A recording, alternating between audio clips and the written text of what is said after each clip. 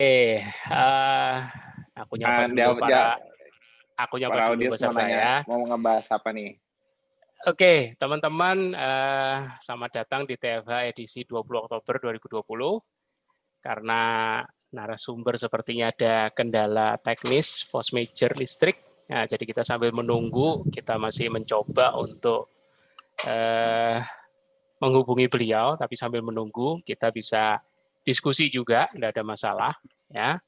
Jadi mungkin teman-teman di chat bisa sedikit ini ya, memberi ide atau mungkin ada pertanyaan yang sekiranya teman-teman ingin tanyakan ya. Sudah ada beberapa di chat nih Mas. Sebentar saya coba lihat dulu ya. Nah itu bahas kenapa warrior bisa kena COVID.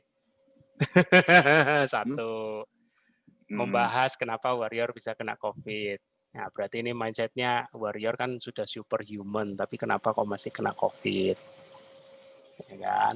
Kena COVID ya pasti kena lah. Masa nggak kena? Nah, namanya virus warrior bisa kena flu nggak bisa. Warrior bisa bisa. kena DBD nggak bisa.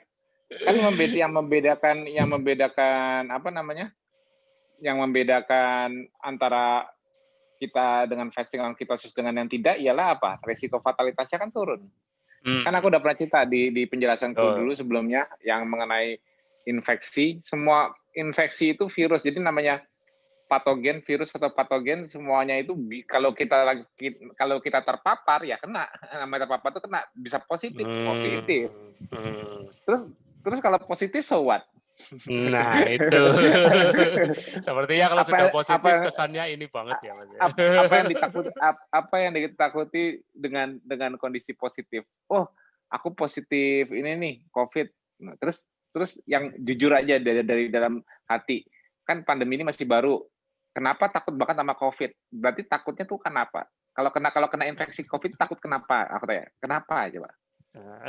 Takut aja. Kayaknya kalau udah positif COVID takut fatal. Takut fatal. Itu kan kalau nggak fatal, ayo. Nah, jadi intinya kalau segala infeksi kita di masa depan itu infeksi masih banyak banget. Masih tadi apalagi aku tadi belum lihat video tapi aku dengar sekilas di videonya seasonal flu aja mutating terus. Iya, betul. Yang vaksin yang sebelumnya dibuat nggak bakal berfungsi di depannya karena random mutation-nya itu. Ya sama COVID itu kan seperti RNA virus seperti influenza, dia juga mutasinya mutasi terus. Kalau ngikutin perkembangan obat ya memang harus keep up dengan jenis sequence barunya lagi karena kan sequence-nya kan berubah RNA-nya. Otomatis kan kalau kita pernah divaksin dengan COVID tipe sekarang misalnya, terus tipe sekarang ini COVID-nya belum mutasi misalnya, terus kita punya memori terhadap COVID itu, artinya kita nanti seakan-akan sudah pernah ketemu COVID ini, next encounter-nya kita jadi lebih cepat responnya. Artinya kita udah punya memori sehingga kita langsung sekresi antibodinya cepat, inflammatory responnya nggak perlu panjang-panjang. Tapi kalau kita nggak punya, kita harus start dari dasar lagi, dari basic. Inflammatory respon dulu, semakin cepat rekognisinya di jalur mukosa, semakin sedikit jumlah sel yang terinfeksi, semakin cepat, kuncinya juga semakin cepat antigen presentasinya. Jadi begitu dia berusaha masuk, apapun virusnya, termasuk contohnya COVID, begitu dia mulai masuk dari jalur mukosal itu airway kita nih, rongga hidung, mata, oral, pokoknya jalur mukosal.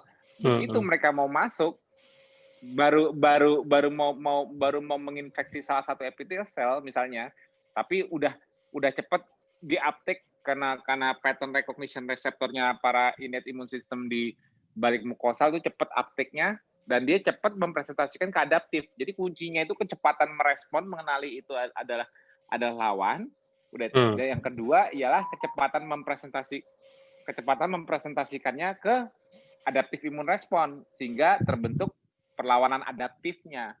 Jadi kalau seseorang yang mengalami infeksi itu cepat mentransisikan antara innate immune response atau respon primitif ke adaptifnya, semakin kecil gejalanya, semakin cepat resolve-nya. Akhirnya semakin cepat terbentuk immunity-nya. Jadi tidak beresiko mengalami imunopatologinya. Jadi resiko imunopatologi itu terjadi di antara jeda antara rekognisi, kenal, sampai ke adaptif imun respon. Jadi antara jeda ini, kalau jeda ini makin lama, berarti kan jeda ini kan ialah jeda inflammatory respon. Nah, inflammatory respon ini yang bisa memicu namanya cytokine storm. Disitulah resiko fatalitasnya yang ditakuti dari COVID.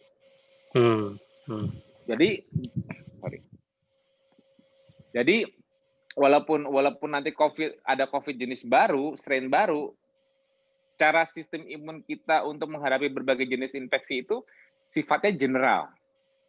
Jadi kalau vaksin itu kan memberikan kita memori, seakan-akan kita sudah pernah kena virusnya, tapi entah kita imunnya responnya cepat apa enggak, kalaupun kita nggak bisa bikin antibodinya, vaksinnya nggak bakal membunuh kita, karena itu bukan infeksi sebenarnya, kan intinya gitu.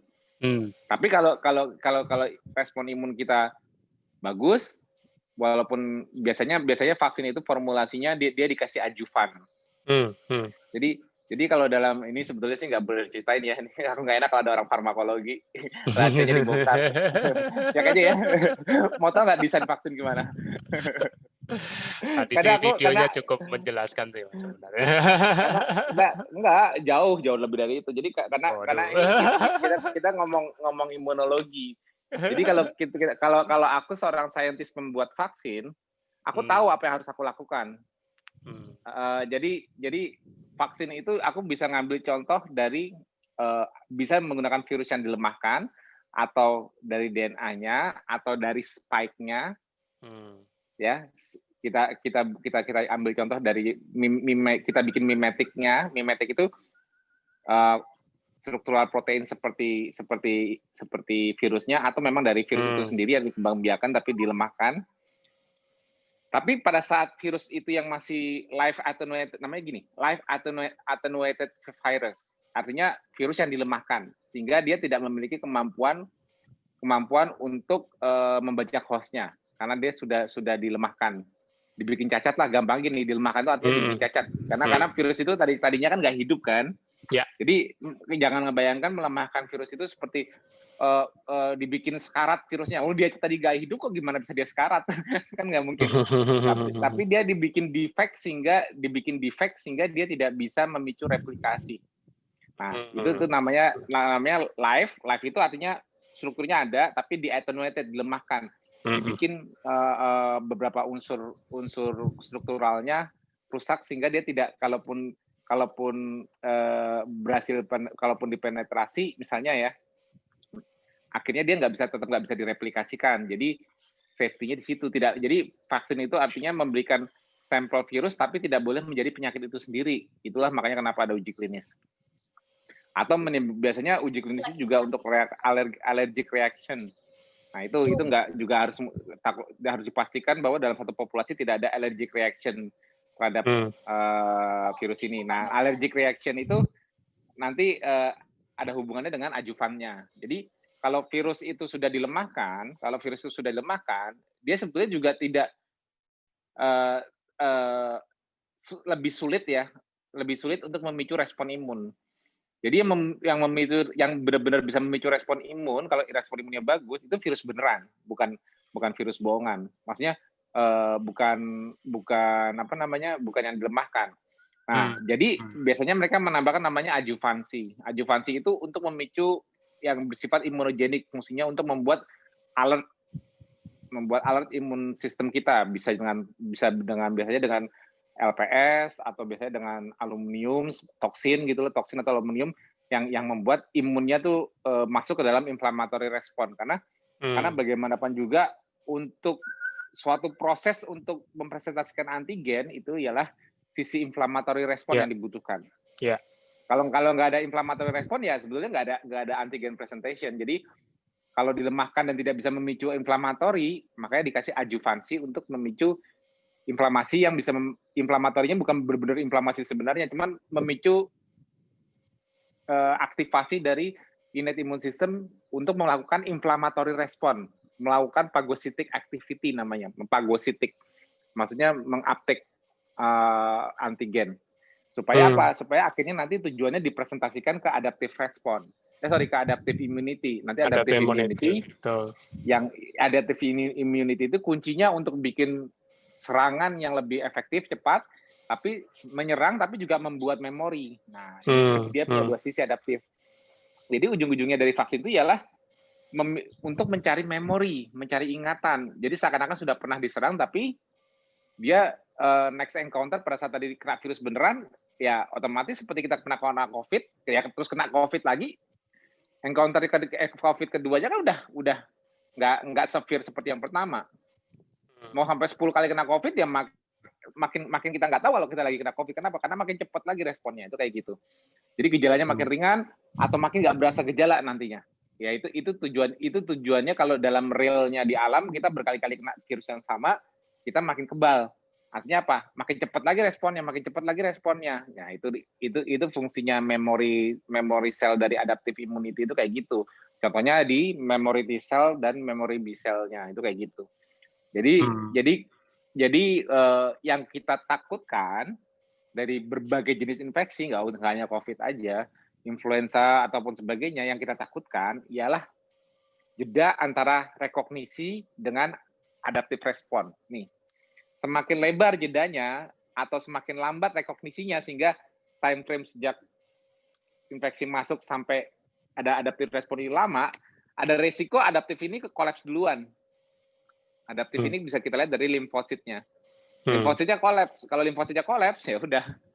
Yang innate-nya aja yang dominan. Contohnya neutrofilnya yang tinggi. Makanya dilihat neutrofil limfosit rasio NLR. Jadi neutrofilnya makin tinggi, limfositnya makin rendah, ya makin bablas. Artinya imun sistem kita nggak bisa meregulate kembali inflammatory respon serangannya. Karena inflamasi ini kalau nggak ada gini loh. Inflamasi itu contohnya seperti kalau gampang yang lain belajar fisiologi, gluconeogenesis di liver. Kalau kita nggak punya insulin atau insulin kita tidak cukup cepat untuk menghentikan pembuatan gula di liver, apa yang terjadi? Ayo, apa ayo? Ngetes. Kalau anggapnya insulin, anggap aja insulin kita ya, anggap aja insulin kita nggak kayak kita anggapnya diabetes tipe 1 deh, yang gagal menambahkan insulin, sedangkan insulinnya sendiri tidak mampu diproduksi dengan cukup. Apa yang terjadi? Masa nggak ada yang jawab sih? Apa tuh? Ayo. Apa yang terjadi? Ketoasidosis. Artinya gula darahnya nggak ada yang nahan, lipolisisnya nggak ada yang nahan, akhirnya gula darahnya lompat tinggi banget, akhirnya karena lipolisis dari sel lemaknya FFH-nya banyak banget, akhirnya bahan baku ketonnya juga tinggi banget, akhirnya keton tinggi dan gula darah tinggi, itu disebut namanya ketoasidosis. Nah, untuk mencegah itu terjadi, negatif feedback-nya apa? Insulin. Nah, itu kalau dari sisi metabolisme dari glukosa ya. Oke. Sekarang kita ngomong imunologi. Kalau imun sistem itu sudah diaktifkan oleh suatu antigen, kalau kita sudah terinfeksi oleh suatu virus dan imun kita sudah merekognisi dan melakukan serangan inflammatory respon, anggap aja inflammatory respon itu kayak produksi gula di liver. Akhirnya dia harus diregulasi. Kalau gula di liver diregulasi oleh insulin. Tapi kalau imun sistem kita yang meregulasi itu imun sendiri tapi sisi adaptifnya. Hanya dia mampu meregulasi yang bisa calm down, stop, jangan nyerang lagi, turunkan volume inflamasinya. Itu counter regulasinya namanya adaptive immune system. Terutama T helper CD4. Jadi kalau sampai populasi dari limfosit ini ambruk, mengalami limfopenia, Ya, terjadi disregulasi. Jadi inflammatory responnya jadi berlebihan nih di jedanya ini inflammatory berlebihan. Disinilah resikonya fatalitas. Inilah yang itu Mbak Elina kayaknya udah hadir Mas. Ya, sudah. Present. Oke. Disitulah fatalitasnya bisa muncul. Nah, jadi kuncinya itu, kuncinya respon adaptif, respon rekognisi yang cepat, apapun infeksinya ya, mau COVID yang sama maupun COVID tipe baru, mau COVID 3 tahun lagi dari sekarang, mutasinya, tapi kuncinya secara basic sistem biologinya manusia untuk melawan infeksi ialah apa? Kecepatan rekognisi, kecepatan presentasi, kecepatan respon adaptif. Cuman itu doang, nggak jauh-jauh dari itu. Kalau ini selalu jalan, ya kita selalu bisa melawan berbagai jenis infeksi apapun. Nah, yang mendukung ini semua kan aku udah jelaskan di pencegahan fatalitas COVID-19. Dan nanti juga Mas Piprim juga bakal sering mengulang-ulang di acara webinar dan Zoom-webinar nantinya yang kita sering akan adakan. Karena tujuannya itu ialah kita mempersingkat waktu antara rekognisi ke adaptif. Juga mencegah replikasi virus yang berlebihan, viral load yang berlebihan. Kalau kita good host kan cepat berlebihan. Ya. Jadi kalau pertanyaannya, bisakah warrior kena COVID? Artinya, sangat. Bisakah warrior itu positif? Sangat. Bisakah warrior kena, abis itu nanya lagi dong, bisakah warrior kena DBD? Bisa. Bisakah warrior kena virus flu? Bisa. Namanya terpapar, ya pasti bisa. Nah, itu rahasianya. Tapi pertanyaannya, apakah bisa fatal? Nah, itu pertanyaan benar. Oke, langsung lanjut ke Mbak Elina. Udah datang. Ya, Mbak Elina sudah hadir. Aduh, bersyukur nih. Bisa unmute, Mbak? Mic-nya bisa dinyalakan. Ya. Aduh, syukurlah. Siap. Ya, aku belum buka WA-nya. Mohon maaf ini, soalnya di tempat saya memang dari kemarin tuh biar pet gitu, ini baru bisa. Tapi saya nggak bisa share screen ini Mas Budi. Saya pengen pakai laptop nih, langsung pakai. Gini aja, kirim ke aku filenya lewat Telegram. Nanti aku yang share. Filenya tapi di laptop. Oh, oke. Laptopnya mati. Filenya di laptop. Email. Email boleh, bisa di email. Oke, emailnya Mas Budi apa ya? Aku chat ya. Oke. Sebentar. Alah, nggak usah diumpetin orang email Mas Budi itu jadi email balasan semua orang SMA. SMA yang balas email Mas Budi. Ya kan? Oh, itu beda. Itu beda. Udah kesabaran ini. Jangan gitu dong, Mas.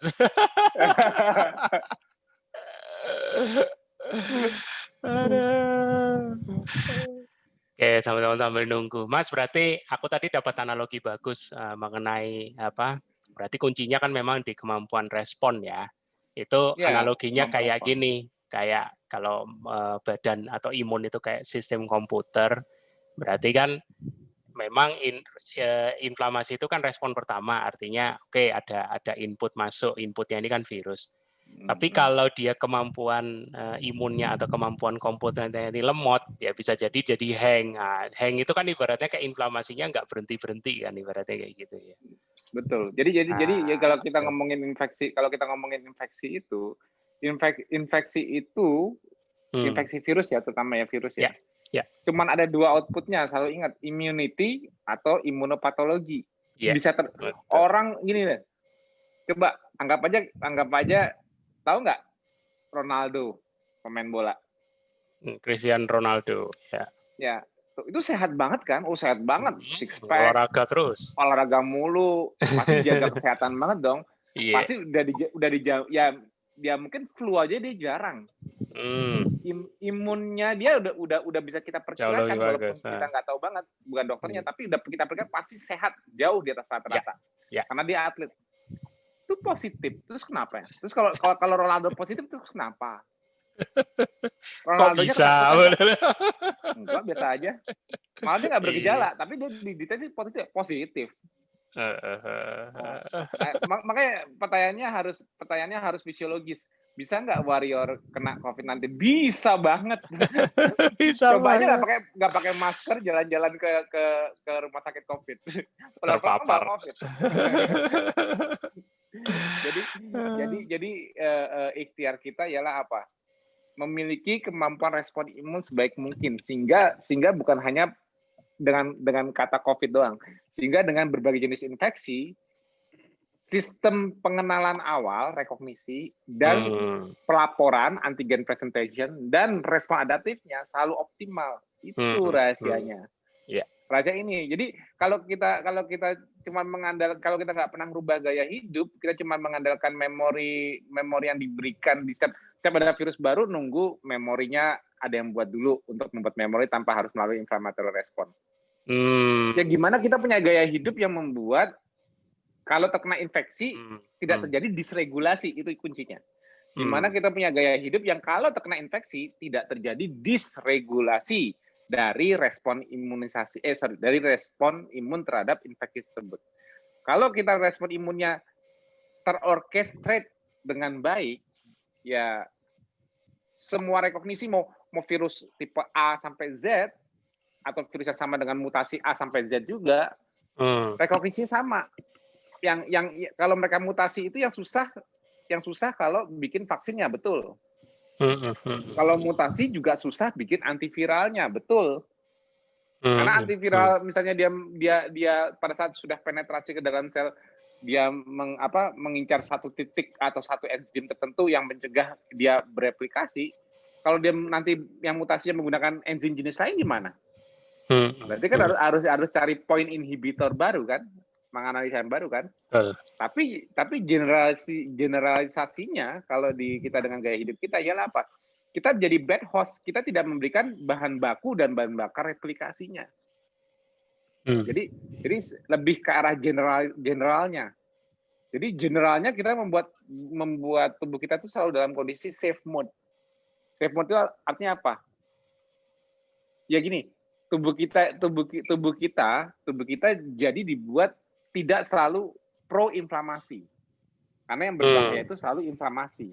Makanya aku tanya sama para warrior. Para warrior setelah puasa dan tidak makan karbo sekarang, merasa ada penurunan inflamasi nggak di tubuh? Merasa sakit-sakitnya yang inflamasi kecilnya ikut hilang nggak?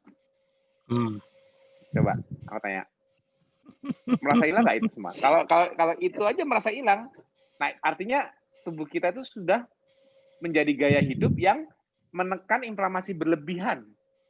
Walaupun nanti ada infeksi yang memicu potensiometer dari inflamasi bisa naik. Karena ada infeksi, pasti ada inflamasi. Tapi karena threshold inflamasi kita sudah lebih rendah dibanding sebelumnya, insya Allah lebih bagus untuk mencegah ketemu peak-nya, puncaknya. Jadi nggak buru-buru overinflamasi atau cytokine storm, nggak buru-buru gagal. Kenapa? Karena threshold kita untuk antiinflamasi udah bagus, dan kondisi imunometabolisme kita dari innate immune system kita sudah pro ke respon cepat karena menggunakan oxidative phosphorylation. Artinya imun-imun yang bergerilya itu optimalnya menggunakan OXPHOS.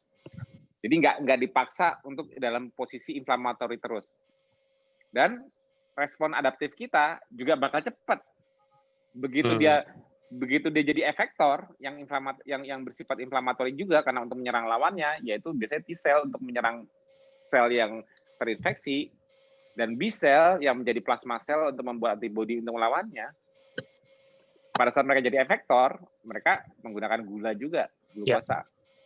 Tapi karena kondisinya kita ciptakan gulanya asalnya cuma demand driven, yaitu dari buatan liver, otomatis tidak hiperglikemia, tetap ada kenaikan gula darah tapi nggak berlebihan jadinya. Ya, terkontrol ya. Terkontrol kan karena kalau aku nggak makan karbo, imun butuh gula, minta ke pabrik gula. Kalau liver yang ngasih gula, berapa lo minta, gue kasih. Caranya modulasinya gimana? Yaitu stress system kita, sympathetic nervous system kita, dan kortisol kita. Itu sebagai cara untuk semakin tinggi stresnya, atau gini loh, kalau SNS atau kortisol itu kan menunjukkan berapa sih kebutuhan stres yang kita berikan, itu menunjukkan berapa sih yang dibutuhkan untuk mengcoping stres ini. Nah itu cara liver memberikannya. Lo kasih gue segini, lo minta gue segini, gue kasih segini. Kalau stresnya, udah cukup. Udah Yang lo kasih gula tadi cukup, berarti kan stresnya diturunin kan, SNS-nya diturunin, tone-nya, kortisol juga ikut turun. Ya gluconeogenesis di liver juga diturunin. Ya. Masa kortisol udah turun, SNS udah turun, gluconeogenesis di liver masih tinggi terus? Nggak mungkin. Nah, tapi coba ngaturnya dari mulut. Kan manual kalau dari mulut. Berapa banyak kira-kira gula nasi roti mini bisa berhenti berapa banyak ke gue ya? Nggak ada, nggak ketahuan. Paling itu kan di luar. Paling itu kan di luar. Iya dong, misalnya mau hitung-hitungan di luar, mau dihitung-hitung gini repot.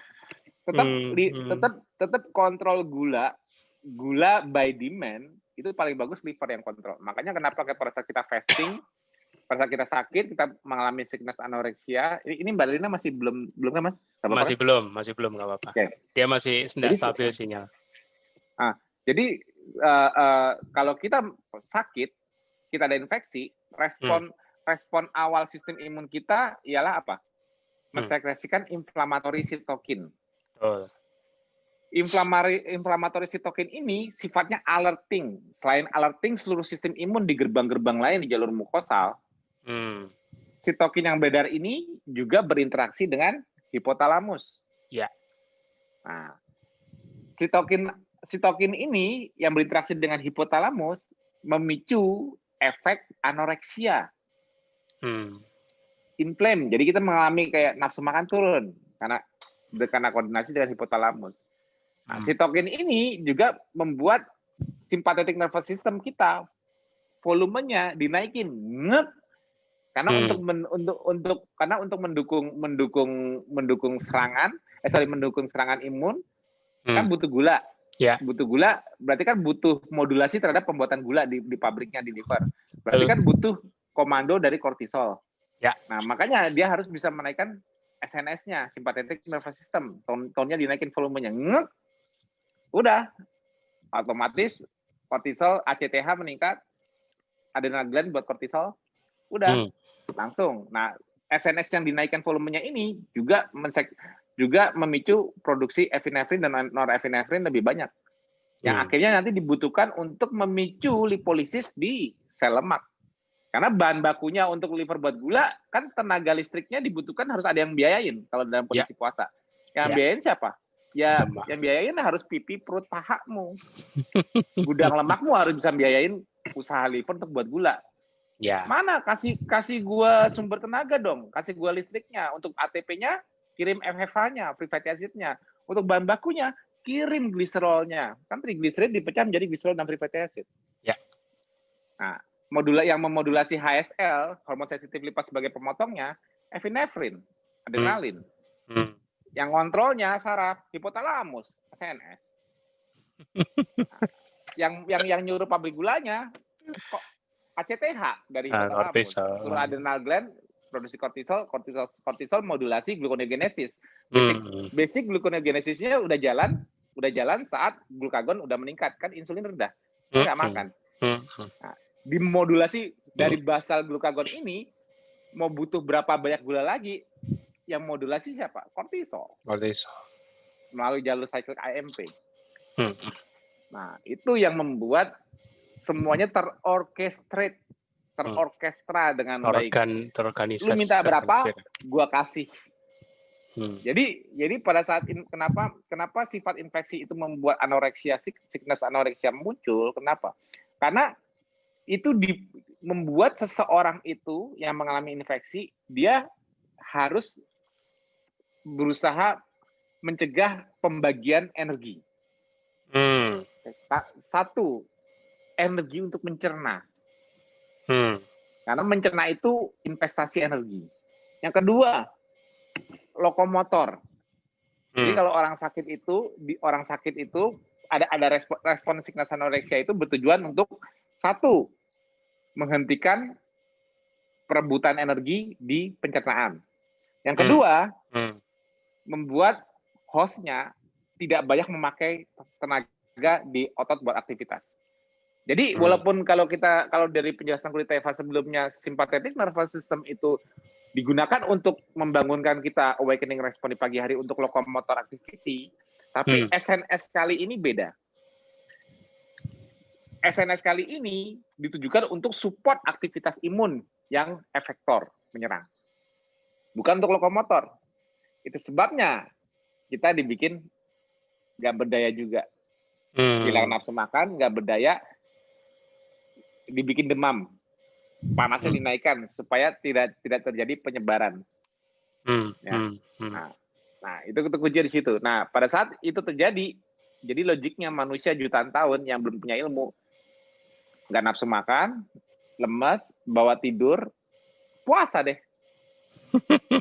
Simple ya. Kalau pada saat dia udah puasa kayak gitu, sistem biologis kita terorkestra untuk memberikan apa yang dibutuhkan imun untuk fight back. Jadi itulah the mother's nature idea of immunonutrition. Idenya emak alam, mother nature apa mas? Mother emak nature ya, alam. Maknya alam. jadi idenya dari mother nature ya, idenya dari mother nature. Kenapa manusia kalau sakit itu dibikin dia nggak nafsu makan, dibikin nggak bisa aktif lokomotornya, skeletal muscle-nya, dibikin puasa. Karena nutrisinya mau dikasih dari dalam. Kenapa nutrisinya dikasih dari dalam? Karena kalau dikasih dari dalam, nutrisinya terkontrol. Mau apa? Mau fatty acid, dikasih dari lipolisis. Mau apa? Mau gula. Iya betul, memang sistem imun kita memang butuh gula, apalagi kalau dalam posisi lawan. Tapi mau berapa banyak? Kalau kamu nggak makan, biarlah percayakan tubuhmu yang memberikan gulanya sesuai kebutuhan. Nggak mungkin kalau infeksi gulanya tetap sama seperti nggak kena infeksi. Nggak mungkin, pasti lebih naik. Tes aja semua gula darah puasa aja. Mau nggak makan 3 hari, kalau infeksi tetap aja gula darahnya lebih tinggi daripada biasanya. Ya kan memang kalau dibutuhkan dikasih. Kalau infeksinya udah mulai resolve, ya gula darah kembali turun. Tapi kebutuhan gulanya sesuai dengan permintaan sistem imun. Kalau sistem imun cuma butuh 100 tentara yang maju, ya dikasih gula untuk 100 tentara sebagai efektornya. Ya. Ngerti nggak? Nah, kalau 100 tentara ini sudah bisa membereskan, tidak butuh tambahan 100 tentara lain, ya gulanya segitu aja. Karena anggap aja dengan 100 tentara ini sudah resolve. Sudah bisa dikalahkan semua musuhnya, kan begitu.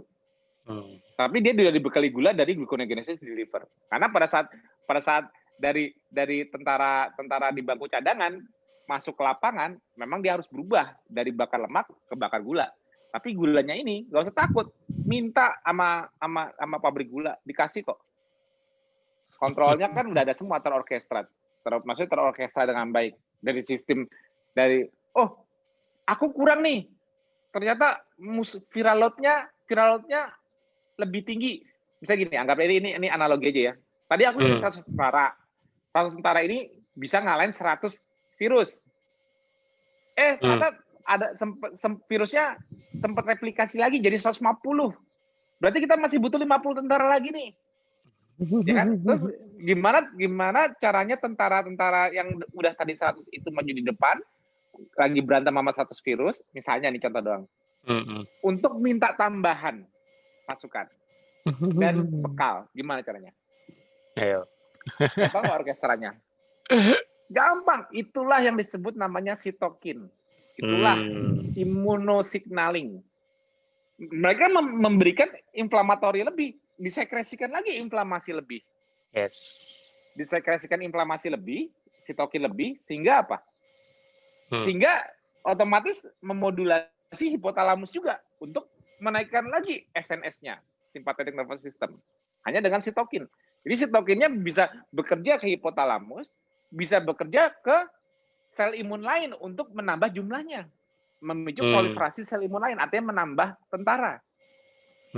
Jadi tentaranya ditambah via sitokin signaling, ya. Juga bekalnya, gulanya diminta via sitokin signaling. Itulah inflammatory response. Memicu gluconeogenesis di liver. Liver jadi buatin gula lebih banyak. Kortisolnya ditambah kan? Bener nggak? Yes. Kan sitokinnya ditambah, hipotalamus, epinefrinnya digedein, free fatty acid-nya dilepas lebih banyak, gliserolnya dilepas lebih banyak, bahan bakunya, liver berubah jadi gluconeogenesis, gliserol jadi glukos, fatty acid-nya yang dilepas dari lipolisis tadi buat ATP-nya untuk menggerakkan mesinnya gluconeogenesis, disebar lagi ke darah, dipakai oleh tambahan tentara baru. Sesuai nggak demand driver-nya? Sesuai demand-nya nggak? Iya. Lu minta, gue kasih. Iya. Cara minta dari pabrik gula apa? Inflamasi. Sitokin. Itulah cara minta dari pabrik gula. Jadi steady state level gulanya yang diberikan untuk fight-nya sesuai permintaan kebutuhan imun mau perang berapa. Itu the idea of emaknya Alam mengenai imunonutrisi. Desain basic dari sistem biologi manusia untuk melawan infeksi tapi yang terkontrol. Ya, itu lebih memungkinkan akhirnya apa? Cepat resolve-nya, cepat mendapatkan respon adaptifnya, cepat membuat memorinya. Jadi, oke, adaptif respon maju, ninja-ninjanya, cytotoxic T-cell-nya, CD8 killer cell-nya maju. Tapi jangan semua jadi CD8 killer cell, jangan maju semua sebagai penyerang. Sebagian jadi memori. Nanti kalau ada musuh yang sama, someday CD8 memori ini baru jadi efektor, tapi lebih cepat lagi. Nggak perlu nunggu dikasih presentasi antigen dari garda depan, dari makrofag maupun dari dendritic cell sebagai innate immune response. Nggak perlu, kan udah inget kan? Nggak perlu ditunjukin foto lagi, nggak perlu diproses dulu fotonya musuhnya. Oh, mukanya dia tampaknya berewokan. Udah tahu, pokoknya gue udah pernah diserang sama si brewok namanya COVID. Fotonya tuh udah gue ingat, itulah memory cell. Jadi kalau si brewok datang lagi udah, kecuali kalau yang datang ini udah cukur kumis, berganti nggak brewokan karena mutasi. Ya dia nggak punya memorinya dari awal lagi, itu mudahnya kayak gitu. Udah kurus Mas, karena sudah keto juga virusnya. Jadi si brewok udah ganti dengan yang udah cukur itu harus memori baru tetap. Nah itulah akhirnya kalau si brewok bermutasi menjadi tidak punya kumis, ya harus ada vaksin baru kalau ngikutin vaksin. Tapi kalau dari sistem kita sendiri, kita desainnya, kita ngikutin Mother's Nature idea of immunonutrition, yaitu ya nggak apa-apa harus start dari awal lagi. Tapi startnya fase rekognisi di awal sampai fase adaptifnya yang membutuhkan inflammatory responnya, ini nggak boleh gede inflamasinya. Itu kuncinya, cuma itu doang. Emang apa? Ujungnya kalau adaptif dan maju kan ada memori. Kalah, selesai, inflamasi diturunkan. Kontrol kan volumenya diturunin. Ngapain inflamasi terus-terusan? Nah, itu tadi respon imunnya kalau terkoordinasi oleh idenya si emak nature. Artinya dengan fasting, nature-nya kita mengontrol sendiri berapa banyak gula dibutuhkan, mengontrol sendiri supaya inflamasi berlebih tidak terjadi. Kenapa?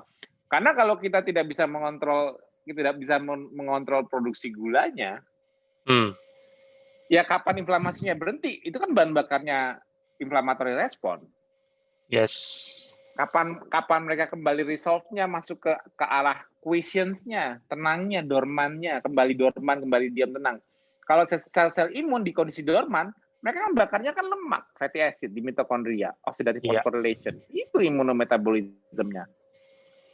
Ya kalau ketinggian gula, ya akhirnya mereka stay di posisi nyerang terus, nggak turun-turun. Inflamasinya berlebihan, yang rugi siapa? Yang rugi sekitarnya. Iya, badan sendiri.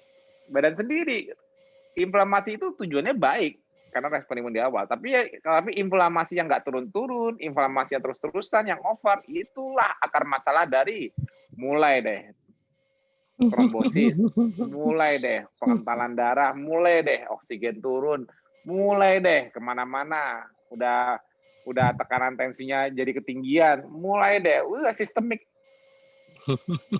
ya kan? Semua cuma gara-gara si inflamasi doang. Semua gara-gara si inflamasi alias sel-sel inflamatori, sekresikan sitokinnya nggak berhenti-berhenti. Kalau dia sekresi sitokin nggak berhenti-berhenti, dia kan mensekresikan sitokin kan pasti pakai bahan bakar dong, pakai bahan baku apa? Glukosa. Iya. Ya kan? Persis kayak komputer kalau ngehang ya begitu, atau handphone ngehang. Mau dijalanin, suruh jalanin apapun ya nggak ngerespon.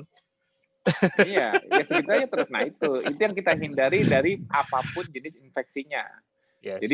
Jadi kita itu memberikan time frame secepat mungkin antara rekognisi di mukosal, jadi mukosal immunity, mukosal defense di semua jalur mukosa kita di garda depan harus cepat respon, kirim pasukan kirim datanya ke adaptive immune response, jawab, serang, atur, regulasi, kembali tenang, resolve. Punya memori nggak? Punya immunity. Inflamasi berlebihan nggak? Nggak. Tidak terjadi imunopatologi. Jadi yang diharapkan dari yang output dari suatu infeksi yang terjadi ialah membuat memori, immunity, atau inflamasi berlebihan dan ujungnya patologi, imunopatologi. Cuman dua. Yang membunuh fatalnya ialah imunopatologi, inflammatory response yang berlebih. Yang bagus ialah memori alias immunity. Itu sebabnya memori sel memori dari berbagai jenis sel imun, entah itu B cell, entah itu T helper cell, T helper memory, entah itu CD4 memory, entah itu T killer memory atau CD8 memory. Semua memori fenotype dari adaptif dari limfosit lineage itu, entah itu T helper maupun T killer, CD4, CD8, CD56, mereka semua kalau sudah memori, artinya mereka oxidative phosphorylation. Artinya mereka fatty acid oxidation. Artinya mereka bakar lemak. Itu kuncinya. Nah, jadi dibuat situasi yang pro untuk switch ke memory type. Dan yang meregulasi tadi, yang menurunkan, ayo stop, jangan perang terus, itu namanya T-regulator. T-reg. T-cell regulasi. Artinya kalau dia sudah muncul ke lapangan, dia bagian mensekresikan sitokin yang bikin calm down. Jadi ciri-cirinya ialah CD4 plus ada penciri satunya ialah CD4 plus FOXP3 P3. Nah, itu ciri-ciri kemunculan T-reg di situasi yang sedang berlangsung. T-reg ini metabolismenya apa? Fatty acid oxidation, bakar lemak. Selesai kan? Kejawab semua kan benang merahnya? Asal nggak kritik. Benang merahnya dari immunometabolism, benang merahnya dari ide dari Mother Nature Nutrition. Kenapa dipuasakan? Bukan berarti kita takut sama nutrisi, justru malah nutrisi harus makin terkontrol gitu loh. Kalau orang lagi sakit, lagi kena infeksi, kenapa nggak dikasih makan? Ada yang mikir, lu nggak ada tenaga dong dia buat menang. Justru tenaga atau sumber energinya itu harus sangat terkontrol, harus fine tuning saat apa? Saat sedang ada infeksi. Kenapa? Semakin tubuh bisa fine tuning terhadap nutrisinya pada saat yang dibutuhkan pada saat infeksi, semakin mencegah resiko imunopatologi, overinflamasi. Semakin kita tidak bisa fine tuning atau nutrisinya bablas, apalagi nutrisi yang mendukung untuk tipe yang inflamasi, ya makin selesai lah acaranya. Ngerti nggak maksudnya? Mudah-mudahan lebih paham. Baik, udah masuk ya? Sudah, tapi masih belum stabil. Ini barusan tadi disconnect, tapi udah join lagi. Moga-moga stabil. Sudah siap tayang, tinggal nunggu ini. Nah itu udah masuk lagi. Iya, udah masuk. Cuman ini mau tak spotlight supaya ini. Mbak Erlina, apakah bisa unmute? Nggak apa-apa, Mbak. Santai aja videonya. Takutnya ini. Halo, Mbak. Oke, nggak usah pakai video aja kali Mas ya, biar nggak stabil ya. Nggak apa-apa, ya. Aku stop video ya. Udah. Nanti kan mau share screen. Udah. Oke. Ya, oke. Bismillahirrahmanirrahim. Oke, silakan. Assalamualaikum warahmatullahi wabarakatuh. Waalaikumsalam. Pertama-tama mohon maaf karena lelet benar dari kemarin sinyal di daerah saya memang lelet benar. Jadi lagi hari ini menguji kesabaran. Terima kasih untuk sabar Mbak, sabar. Ya, santai aja. Ya. Terima kasih untuk Mas Tio yang sudah mengajak saya untuk share pengalaman saya berketofastosis. Aku yang makasih dong. Semoga Semoga yang aku ceritakan ini selalu melenceng dari protokol ya, dan nanti mungkin di akhir boleh dikoreksi. Ya. Silakan Mas Budi. Ya. Oke. Perkenalkan dulu, saya Erlina, umur saya 42 tahun. Menikah, anaknya ada 2 orang. Pekerjaan saya adalah dokter spesialis THT. Saat ini bekerja di Rumah Sakit Muhammad Rabain Muara Enim. Jadi sama kayak Dokter Dila. Dan juga di Rumah Sakit Bukit Asa Medika Tanjung Enim. Jadi Muara Enim ke Palembang itu sekitar 3,5 jam sejak ada tol. Kalau dulu sih bisa 5 jam. Lanjut.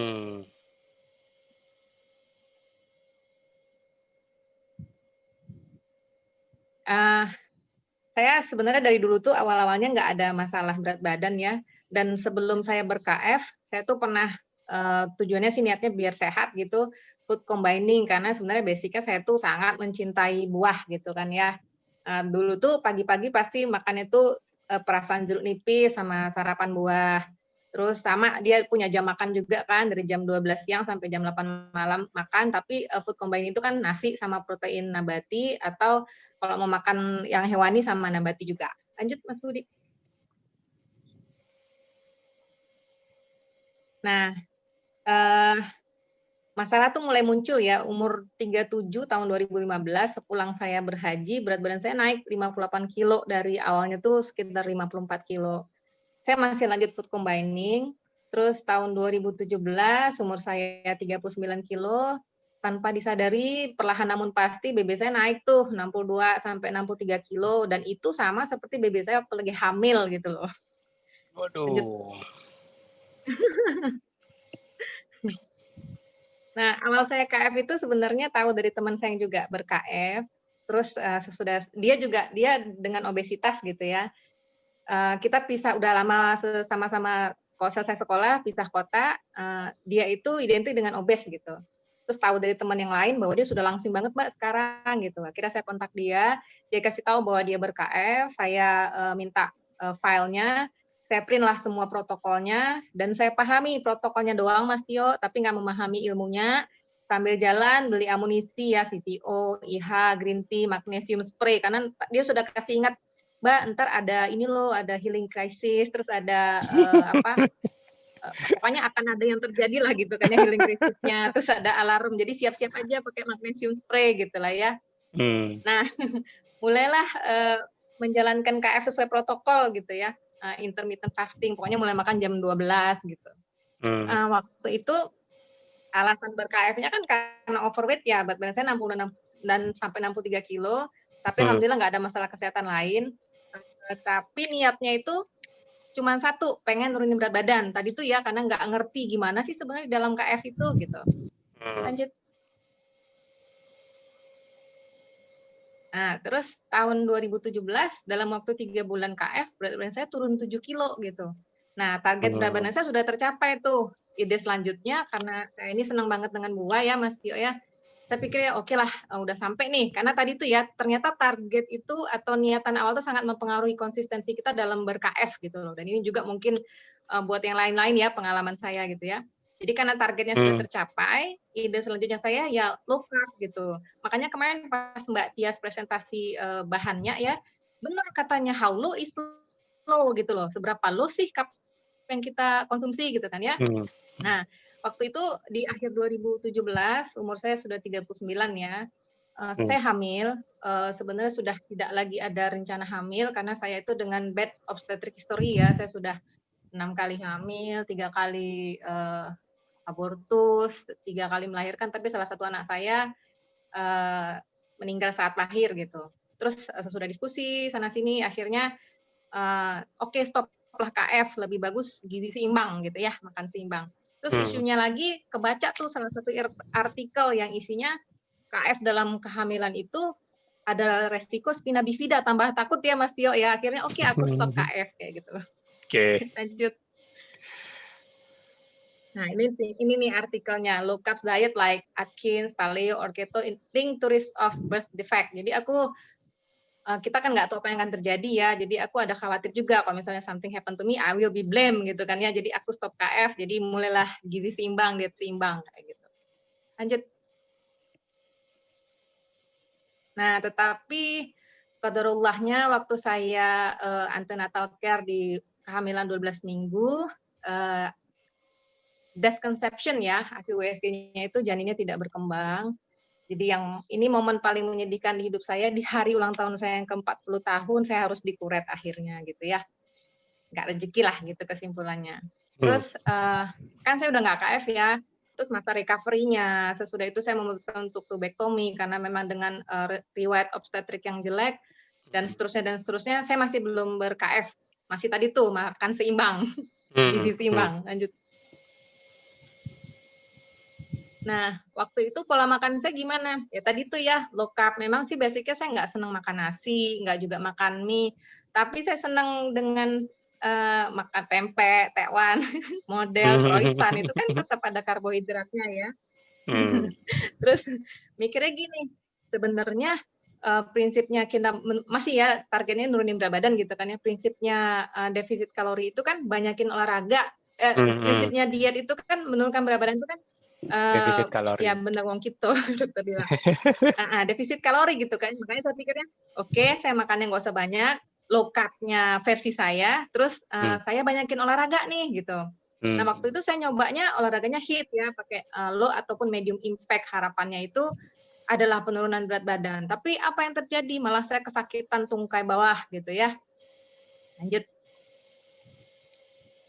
Nah, terus di 2019 sampai awal 2020 berat badan tuh naik terus. Sampai akhirnya di mungkin Mei atau Juni kemarin ini saya sampai 65 kilo tanpa saya sadari. Yang shame on me gitu ya, lagi hamil aja saya cuma 63 kilo, ini 65 kilo gitu. Nah mulailah masalah muncul gitu ya. Sakit di tungkai bawah itu berlanjut kalau berdiri lama, karena kan ya saya suka masak buat keluarga juga ya, berdiri lama sakit, lutut mulai sakit, terus saya mulai kena kebas, kesemutan, bahkan saat saya tidur tuh saya konsul ke teman saya yang spesialis neurologi, dia ngomong ini carpal tunnel syndrome nih, saya juga udah kepikiran nih kayaknya saya carpal tunnel syndrome nih karena obesitas gitu kan ya. Terus saya mikir lagi ini udah nggak bener nih, kualitas hidup saya udah menurun nih, makanya sudah mulai mikir lagi, ini kayaknya mulai harus diet lagi nih. Dan yang sudah berhasil, yang pernah saya lakukan, karena kan saya pernah pola hidup yang lain yang juga katanya untuk mempertahankan berat badan, food combining dan seterusnya, it doesn't work on me gitu kan ya. Akhirnya saya mikir, oke, KF yang berhasil. Nah, saya mulai lagi KF, jadi di awal tahun 2017, Juni 2020 kemarin, waktu itu tuh lingkar pinggang saya 84 cm, kalau gula darah puasa sih memang masih bagus ya, antara 110 sampai 120, HDL saya 70, HbA1c nggak periksa waktu itu, tekanan darah juga normal ya, tapi saya konsumsi obat, sering minum atau kadang-kalanya minum painkiller gitu. Lanjut Mas Budi. Nah, saya terus Juni mulai KF serius ya, pakai doa yang banyak karena saya tahu bahwa semua terjadi atas izin Allah gitu ya. Terus saya mulai lagi membuka-buka protokol keto-fast, dan salah satu hal yang akhirnya membuat saya, oh ini targetnya nggak boleh lagi nih hanya untuk menurunkan berat badan, yaitu kata-kata yang itu tuh bahwa KF itu proses ketosis itu, kondisi ketosis itu akan mempercepat detoksifikasi, terus memberi kesempatan untuk rejuvenasi. Nah kata-kata rejuvenasi itu yang sangat benar-benar membuat saya ini nih sebenarnya nih gitu, dan bukan apalagi perempuan ya Mas Tio, Mas Budi ya, kok namanya rejuvenasi mikirnya pasti kinclong, glowing gitu kan ya. Awet jadi, muda. Mikirnya, ya betul, mikirnya itu tuh. Lain untuk tadi BB gitu ya. Oke, lanjut. Nah, mulailah saya melaksanakan 5 pilar KF ya, intermittent fasting, terus sangat rendah kalori. Terus saya mulai olahraga lagi, kombinasi itu ya, kardio, upper body and lower body workout, terus manajemen stres, dan juga berusaha untuk tidur yang berkualitas. Sebenarnya Mas Tio, di awal tahun 2020 ini, saya kan punya ya nomornya Mas Tio ya, pernah WhatsApp Mas Tio, tapi kalau kita WhatsApp Mas Tio hari ini, mungkin dijawabnya baru sebulan kemudian, gitu kan ya. Jadi saya tuh waktu itu nanya, Mas Tio gimana caranya ya, supaya saya bisa memotivasi saya sendiri untuk bisa kembali ber-KF gitu ya. Itu benar tuh dijawabnya Mama Stu sekitar 3 minggu kemudian. Nah, ya udah coba 3 minggu deh jangan makan karbo sama sekali, ntar pasti kerasa deh bedanya gitu. Akhirnya alhamdulillah sudah konsisten, komitmen. Lanjut Mas Budi. Nah, sekarang makanan saya gini nih. Tuh ya, semuanya yang sebenarnya yang simpel-simpel ya, karena kita berusaha real food, makan sendiri, walaupun memang ada kalanya saya beli sih, tapi ya kayak gini lah makannya, yang nggak jauh-jauh dari telur, dari ayam, dari ikan. Lanjut. Nah, terus kalau dulu sarapan saya pagi-pagi buah, sekarang sarapannya olahraga. Sudah mulai nyoba-nyoba berat 5 kilo, walaupun kemarin sempat cedera tangan karena pengen saking ini biar tambah cepet nih gitu, membuang seluruh akhirnya sempat cedera. Lanjut. Nah, ini kalau boleh saya share ya, manajemen stres ala saya.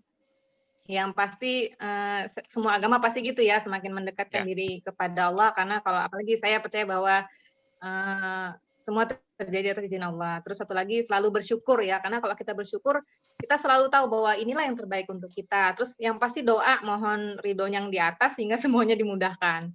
Terus miliki hobi gitu. Saya dulu termasuk orang yang agak skeptis masalah hobi, kan kebanyakan perempuan itu senang nanam bunga, tapi kalau saya enggak, saya tuh mikirnya kalau aku nanam bunga pasti mati nih, udah ada mental block sendiri sama saya. Nah, tapi ternyata enggak gitu. Kalau dulu kan pergi pagi, pulang sore, kadang sampai malam praktek, udah gitu aja kerjaannya. Ternyata itu membosankan, dan bosan seperti itu tuh benar mendatangkan kita stres. Jadi harus miliki hobi. Terus saya suka goes dengan keluarga, kadang-kadang touring yang agak jauh. Jadi sambil olahraga, terus juga melihat alam itu tuh benar-benar sangat menenangkan dan menjauhkan kita dari stres gitu.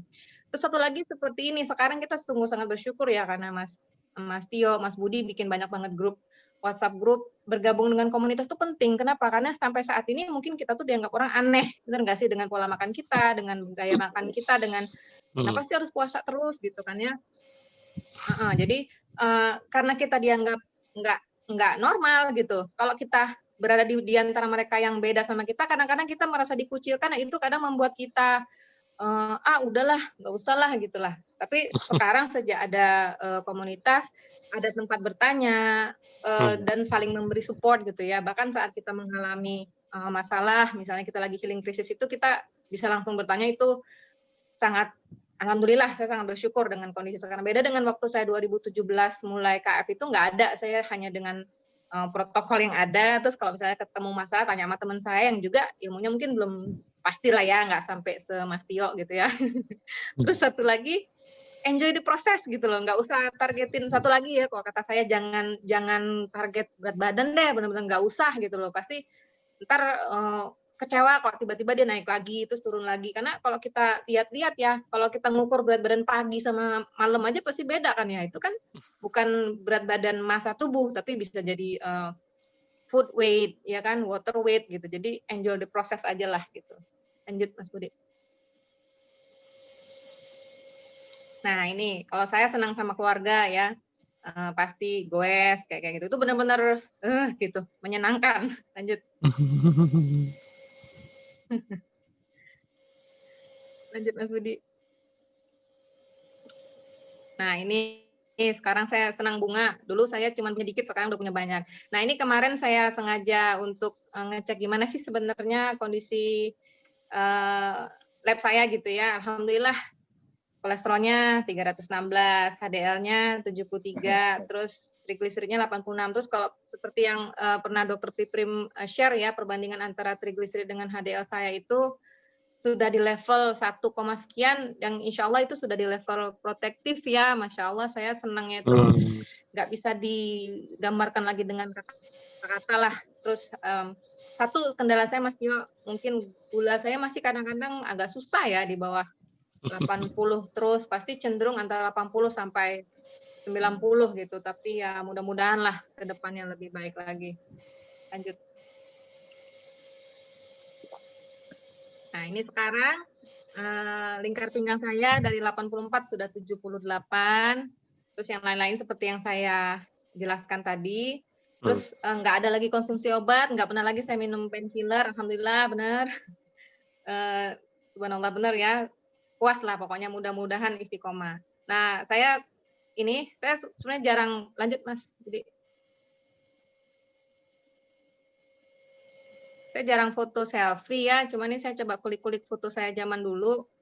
Itu sebelah kiri 2017 kelihatan bener ya. Terus 2018.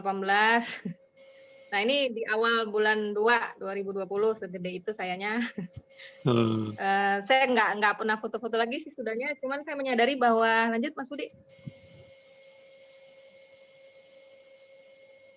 Nah, itu sebelah kiri awal bulan Maret ya. Dan itu yang sebelah kanan, saya yang nomor 2 dari kiri, saya baru menyadari bahwa waduh, aku udah langsing ya. Dan itu teman saya juga bilang, Mbak, udah benar-benar kelihatan Mbak gitu. Saya sebenarnya nggak pernah menyadarin ya, ternyata benar-benar loh.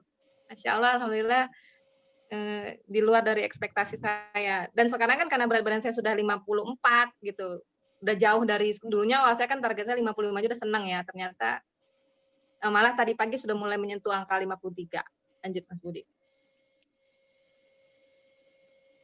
Nah, lanjut Mas Budi. Nah, ini salah satu hobi saya sih. Saya suka baking. Ini semuanya tuh, insya Allah, ini yang kiri pudingnya cuma agar sama telur. Lanjut Mas Budi. Pokoknya gitulah, seneng lah baking yang keto, yang boleh ya. Itu friendly gitu. Nah, ini saya mohon masukan dari Mas Tio ya. Kemarin juga pernah saya tanya sih di grup metabolik ya. Saya itu agak susah gitu loh memperpanjang puasa. Padahal sebenarnya nggak lapar. Jadi begitu jendela makannya kebuka, kok pengen makan gitu ya. Gitu. Itu salah satu kendala saya. Terus kadang-kadang tuh, jadi kayak kan Mas bilang, buka kulkasnya. Jadi oke, saya lari. Kadang sampai anak saya ketemu, Mama ngapa mau makan tapi lari-lari di tempat gitu kan ya. Tadi tuh tujuannya bukain kulkas gitu kan ya. Terus satu lagi, kadang-kadang ada kalanya, saya dari dulu tuh memang punya, kalau asam urat saya pernah sampai di 7 ya, di lutut sama di sendi kaki saya tuh ada tofus, jadi terbentuk benjolan gitu, agak nyeri. Nah, sekarang kadang-kadang muncul seperti itu, padahal sebenarnya kalau yang saya baca kan, kalau orang dengan KF itu justru saat asam uratnya tinggi itu malah antiinflamasi gitu ya. Cuman saya mohon saran dari Mas Tio, kalau lagi menghadapi kondisi kayak gitu gimana? Terus satu lagi, kan tidur yang berkualitas. Tapi kadang-kadang kalau saya dari kuantitas, tidur saya sebenarnya kurang ya, karena irama sirkadian tidur saya itu udah terbentuk juga dari lama. Jadi saya biasanya berusaha untuk paling telat tidur jam 10, tapi jam 3 pasti saya sudah terbangun, sholat dan lain sebagainya. Itu pengaruh nggak sih gitu? Itu aja sih kayaknya yang bisa saya share. Mohon koreksi dari suhu. Terus juga mohon maaf bila ada yang nggak berkenan dari yang saya sampaikan. Back to Mas Budi. Oke.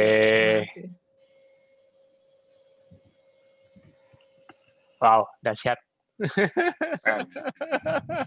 Berarti suara aku masuk nggak sih? Masuk Mas. Masuk. Oke. Berarti kan tepatnya bulan Juni ya. Japri aku bulan apa Mbak waktu itu? Japrinya bulan Juni berarti ya? Enggak, Japrinya itu bulan Mei berarti Mas Tio. Mei. Kan jawabnya sebulan kemudian. Sebulan kemudian ketahuan. Enggak lah, nggak mungkin aku bilang sebulan kemudian, nggak mungkin. Mas ingat nggak waktu awal-awal pandemi itu aku bilang kita di TFA atau apa, kita pernah ngomong di TFA pertama-tama dulu, aku bilang, wah buset Mas, lagi ramai banget arus CLBK. Ini kayaknya salah satu yang aku maksud itu Mbak Erlina. Arus CLBK itu artinya gini, banyak waktu itu di awal-awal pandemi itu banyak banget yang japri aku dulu udah pernah KF. Ingat nggak aku ngomong waktu yang kebanyakan dari tahun 2017, 2018 udah pernah KF, lepas terus baru mau KF lagi setelah pandemi. Ingat nggak waktu aku nggak di awal-awal TFA awal aku sering ngomong gitu. Nah, itu salah satunya berarti Mbak Erlina, dan alhamdulillah berarti jawabanku yang rata-rata aku copaskan ke semua CLBK. Inilah hasilnya. hasil dari CLBK. Ya, alhamdulillah Mas Tio. Makasih Mas Tio. Jawabanku gitu. Jawabanku sama yang aku kasih ke yang lain yang CLBK. Minta rata-rata mereka minta dimotivasi. Mas saya kok susah kebanyakan. Aku nggak tahu Mbak salah satu yang bilang sama aku yang kok kayaknya kalau udah pernah KF mau nyoba lagi kok susah banget. Mbak salah satu yang nanya itu nggak hafal Iya benar. Mbak sempat tanya gitu kan. Nah, benar, jadi rata-rata CLBK pasti ngomong gini sama aku. Mas, aku dulu udah pernah KF tahun 2017. Aku 2016 kayaknya ada. Soalnya kan berapa ratus gitu yang CLBK. Yang CLBK itu nggak cuma 1-2 orang, berapa ratus gitu. Makanya aku bilang, gila bajur CLBK nih kita. Aku pernah ngomong, ingat nggak? Kalau yang ngikutin tema pasti ingat. Nah ini salah satunya Mbak Lina. Mereka mau mulai lagi. Mereka pengen konsisten, tapi susah. Kenapa? Karena kok susah banget sih. Kalau dulu pertama kali mulai KF kayaknya mudah. Tapi kalau ngulang kembali tuh kayak susah banget mau majunya gitu. Kayak gagal mulu. Gagalnya ya memang karena bolak-balik kemasukan karbo. Dan saranku juga sama ke semuanya. Aku bilang gini, seperti yang Mbak Erina tadi bilang, paksain 3 minggu, 2-3 minggu, paksain konsisten. Kalau nggak bisa juga, nggak apa-apa. Mendingan nggak usah ke KF lagi. Dan ternyata kunci di efek rehabilitasi craving-nya itu 3 minggu. Baru di situ mudahnya bisa nahan. Ya anggap aja ya memang kebanyakan banyak juga aku yang nggak tahan cuman buah gitu loh. Aku yang nggak tahan kalau nggak makan buah, pokoknya dia sebetulnya sih intinya bukan masalah buah apa enggaknya. Kalaupun mereka nggak tahan buah, pasti buahnya juga buah yang manis, bukan buah yang nggak manis. Ngapain mereka nggak tahan? Aku nggak tahan kalau nggak makan stroberi. Ya kalau stroberi makan aja kalau memang nggak tahan. Tapi enggak, yang mereka nggak tahan itu pasti something sweet, something yang lengkeng, anggur, pisang, apapun itu. Betul nggak? Betul nggak, Mbak Lina? Agak nggak stabil sinyalnya, tapi ya rata-rata mereka kalau ngomong nggak tahan buahnya situ, walaupun mereka katanya aku sih makan nasi udah nggak banyak.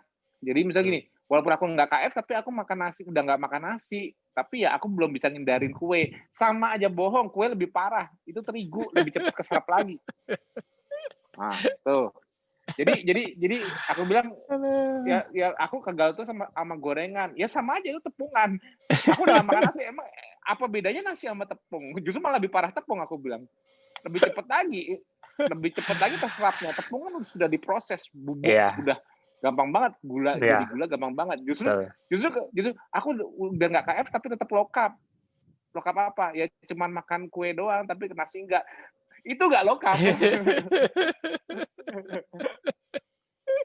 Itu nggak low carb. Makanya jangan heran kalau jadi muncul problem lagi, jangan heran kalau berat badan naik lagi. Dan saranku sama, start kembali. Ini mungkin kalau masih ada yang CLBK juga yang belum mulai daripada nunggu lama kebalas japrianku kayak Mbak Lina, langsung 2-3 minggu konsisten. Anggap aja kayak puasa Ramadan. Setahun nggak pernah puasa, tapi begitu Ramadan bagi yang Muslim, mau nggak mau, suka nggak suka, puasa. Ayo, kalau nggak dosa kan? Itu cuma membatasi jendela makan. Kalau itu bisa niat, kenapa? Ini nggak ada yang nyuruh lapar loh, tetap makan, cuma nunda sarapan, tapi konsisten tidak kecolongan apapun sama 2-3 minggu. Setelah itu, kalau masih ternyata, aduh, habis 2-3 minggu masih pengen buah manis, habis 2-3 minggu masih pengen gorengan, habis 2-3 minggu masih pengen tepung walaupun nggak pengen nasi. Kalau memang masih ada pengennya, jangan lanjutin KF-nya. Iya. Berarti nggak efektif. Tapi aku justru malah mau membuktikan keefektifannya dengan cara mengkonsistenkan seseorang 2-3 minggu aja yang tidak lama. Karena apa? Harus ngilangin kecanduannya dulu. Ya. Iya. Namanya kalau orang pakai narkoba, dimasukin panti rehab, jauhin semua dari karbo. Ya, betul. Jauhin semua dari narkotik. Apapun yang berpotensi jadi karbo, ya dihindari dulu. Ibaratnya justru di awal. Strict protokol. Cuma 2-3 minggu kok. 2-3 minggu nggak lama. Tapi itu nanti yang bakal menyelamatkan. Kembali memudahkan menjalani lifestyle. Itu rahasianya. Betul. Nah, Ya itu yang sering, Mas. Jadi yang perang kecanduannya dulu, betul tuh kata Mbak Andi. Perang kecanduannya dulu. Ya, karena kita bakal selalu bilang nggak mampu, nggak bisa. Yang belum mulai KF atau yang pernah mulai KF tapi pernah keluar terus mau balik lagi susah, itu sama problemnya. Kecanduannya. Jadi mereka bilang nggak bisanya itu sebelum mencoba. Atau hanya mencoba 2-3 hari tapi langsung aduh belum sampai dapat itunya. Makanya bertahan 3-4 minggu lah, 2-3 minggu lah, nggak usah 4 minggu, 2-3 minggu. Buktikan masih kecanduannya masih ada nggak? Itu kalau udah hilang kecanduannya, selesai, dapat kenikmatannya kembali. Itu yang terjadi kalau itu saranku untuk yang CLBK ataupun yang belum mulai sama sekali. Dan akhirnya alhamdulillah dalam waktu dari bulan Mei itu tadi, Mbak Lina tadi startnya bulan apa, Mei apa Juni tadi sih? Juni. Mei ya? Juni 2020. Dari Juni bisa mendapatkan kembali ukuran pinggang yang diinginkan itu di kondisi dalam waktu udah sekarang Juni, Juli, Agustus, September, Oktober. Ya 3 bulan lah itu hasilnya. Dan sekarang lebih konsisten. Kenapa? Karena ya itu udah benar cara pola pikirnya. Tidak lagi targetkan berat badan. Dan juga udah benar, tidak bolak-balik nimbang. Ya iyalah naik turun. Kalau aku malah aku kalau kebanyakan cewek stres, berat timbangannya nggak turun-turun. Kalau aku stres, beratnya nggak naik-naik. tapi aku kan jarang nimbang. Walaupun aku stres, walaupun aku nggak nimbang, tapi aku nggak stres apa? Ini baju M makin sempit kok. Ya biarin aja cuma naik sekilo di timbangan. Biarin aja tahun kemarin gue 65 baru cuma naik sekilo setahun atau 2 kilo setahun. Tapi berasa banget kok di badan nambah itunya ukuran berarti kan kalau aku kan targetnya kan massa otot. Jadi walaupun aku massa otot itu nggak kelihatan di timbangan, tapi sangat kelihatan di badan. Sama, walaupun penurunan lemak tidak kelihatan di timbangan, kelihatan di badan. Makanya kalau orang yang balik galau timbangan, aku yang japri sama aku jawabnya juga sama. Jangan mengacu ke timbangan, mengacu ke cermin, pakaian, lingkar tubuh, selesai. Udah itu aja. Cermin, pakaian, lingkar tubuh, cuma 3 doang. Jangan timbangan pagi, timbangan malam, betul, beda. Naik timbangan, coba gini, naik timbangan, berarti berapa misalnya, 60.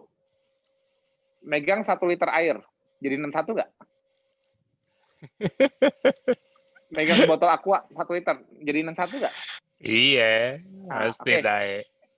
Turun dari timbangan, aquanya diminum 1 liter, taruh, naik lagi ke timbangan. Tetap 61 nggak? Tetap. Habis itu turun lagi, ya 6-8 jam, jangan minum apa-apa, biar aja pipis, nggak apa-apa. Timbang lagi, turun lagi nggak? Betul. Turun, oke. Habis turun lagi, makan sepiring. Naik lagi nggak? Naik. Stres deh lo. Makanya gue bilang kalau mau amat timbangan, stres deh lo. Makanya ngapain lah timbangan? Orang yang penting itu cermin, pakaian, dan lingkar tubuh. Itu rahasianya. Dan yang dirasakan ya. Betul kata Majel, timbangannya dibanting. Pada kemarin udah turun 2 kilo, kok malam ini naik lagi 3 kilo. Aduh, stres ya. Jadi timbangan kue aja udah. Lagi kadang visual karena naik dan turunnya timbangan itu bukan direct proporsional perharinya itu dengan jumlah lemak yang ditambah atau dibakar, nggak sedirect itu. Kalau jumlah lemak yang ditambah atau berkurang, ya kelihatan dari lingkar pinggang, lingkar lengan, lebih cabi, lebih tebal kulitnya, itu yang paling akurat. Oh, lemakku bertambah, oh lemakku berkurang, itu. Nah, makanya selalu ingat itu rahasianya. Terus apalagi tadi pertanyaan Mbak Lina, ada lagi tadi apa Mas Budi ingetin? Iya. Aku tadi udah kirim Mas di WA, ada yang japri ke aku, ada pertanyaan tadi. Nah, aku sambil merangkum. Yang Mbak Erlina dulu, yang Mbak Erlina tadi juga ada yang mau ditanya ke aku tadi, apa tadi? Masalah ini apa? Ada nyeri di lutut, topus di lutut. ya kan? Sama kadang-kadang di lutut sama di kaki. Itu apakah karena asam uratnya apa bagaimana? Ya, pokoknya intinya kalau jadi gini, ada orang kenaikan asam urat di kondisi ketosis itu fisiologi. Cara membuktikan ini fisiologi gimana? Kan biasanya orang kalau mikir, oh kolesterolku naik, asam uratku naik. Kalau yang nggak ngerti pasti bilangnya ya lu makannya kayak gitu. Yang ngomong yang orang bukan KF. Dan orang yang KF pun jadi berpikir, iya ya apa aku makan ikan, telur, ayam, daging ini bikin asam urat ya? Tambah tinggi, apa ayam, ikan, telur, daging ini bikin aku kolesterol tambah tinggi ya? Karena dikasih tahu dari pihak luar yang tidak KF, dia ngeliat kolesterol naik, asam urat naik, diberitahu bahwa ya itu lu makannya kayak gitu. Nah, sekarang tes kembali dengan cara, ya udah kalau ini membuat asam urat dan kolesterol naik, gimana kalau itu nggak usah dimakan sama sekali? Aku setuju. Gimana kalau 3 hari tidak makan apa-apa deh? Kita buang faktorial makanan dari kondisi ketosis. Dicek kembali asam urat dan kolesterolnya. Tambah turun apa tambah tinggi?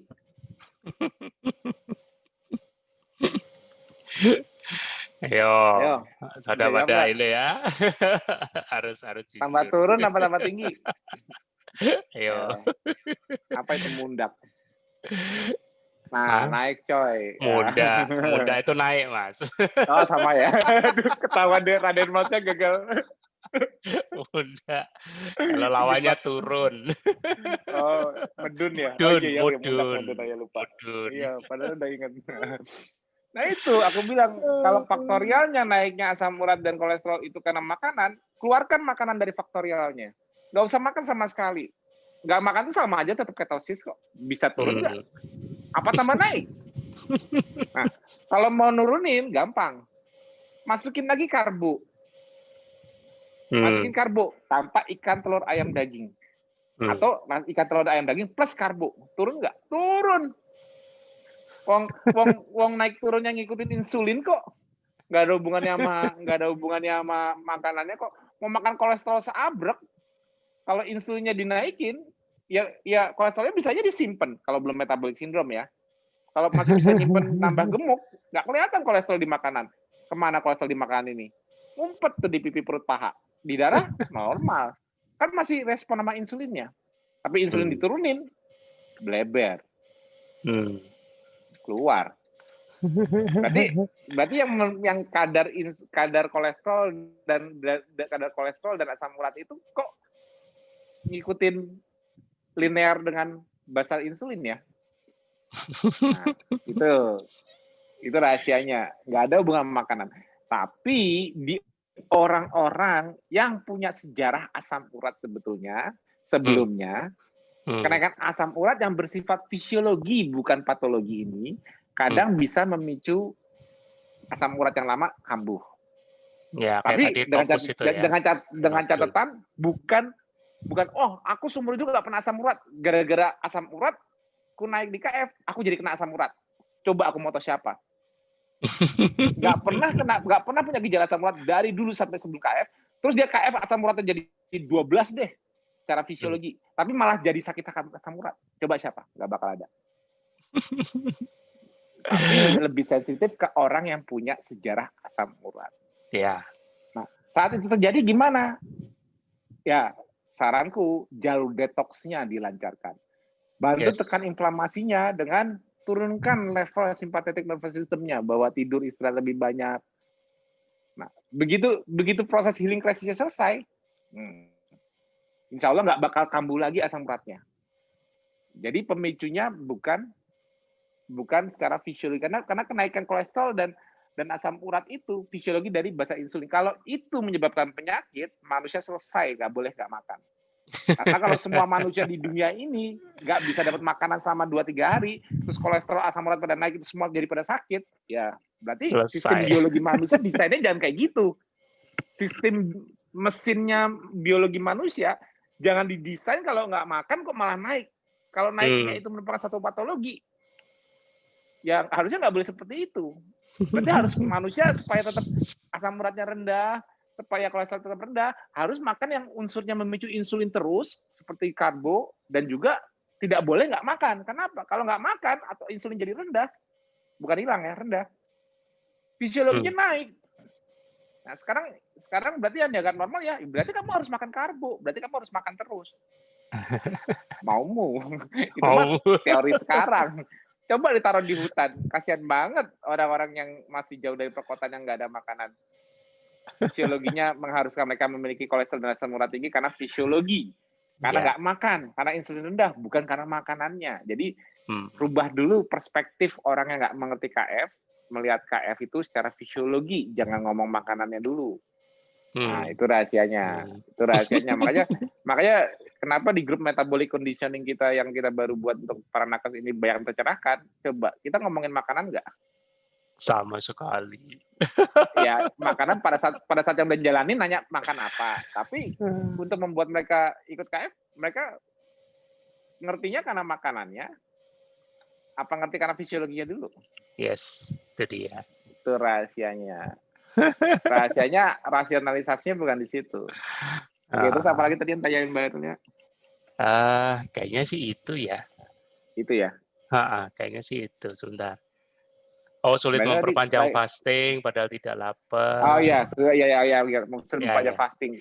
Ya kan dia baru 3 bulan.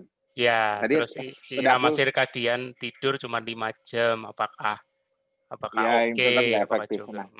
Nah, yang aku bilang makanya, aku juga sering bilang di grup metabolic conditioning, yang mempengaruhi kita susah untuk apa namanya, untuk menahan nggak makan, stres level tinggi.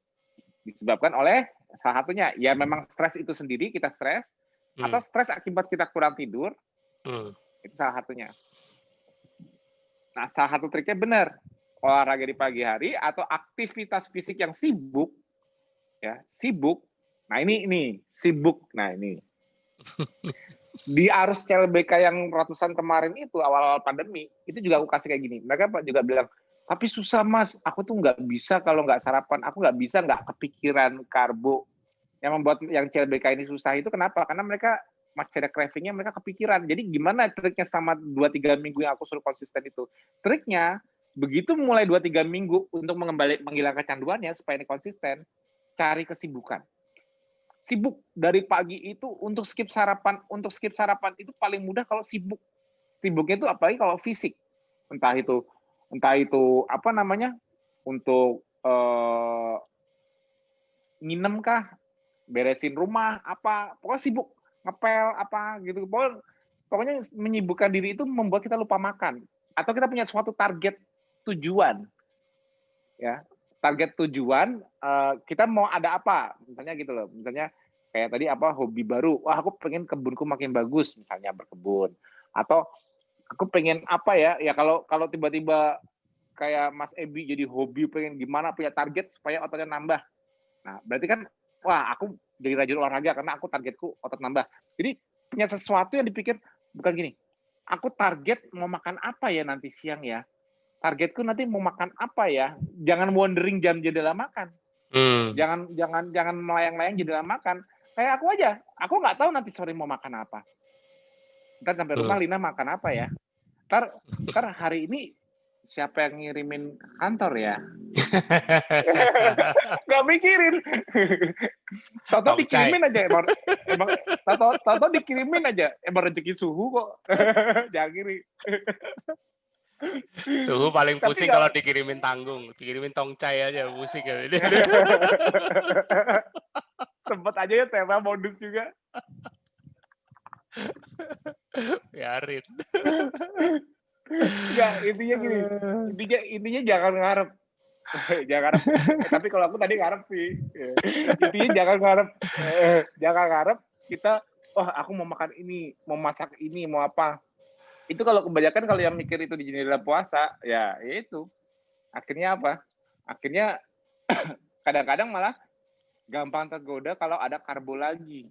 Ya, itu. Makanya yang membuat orang dari CLBK maupun belum mulai, kenapa ngejalanin KF itu susah?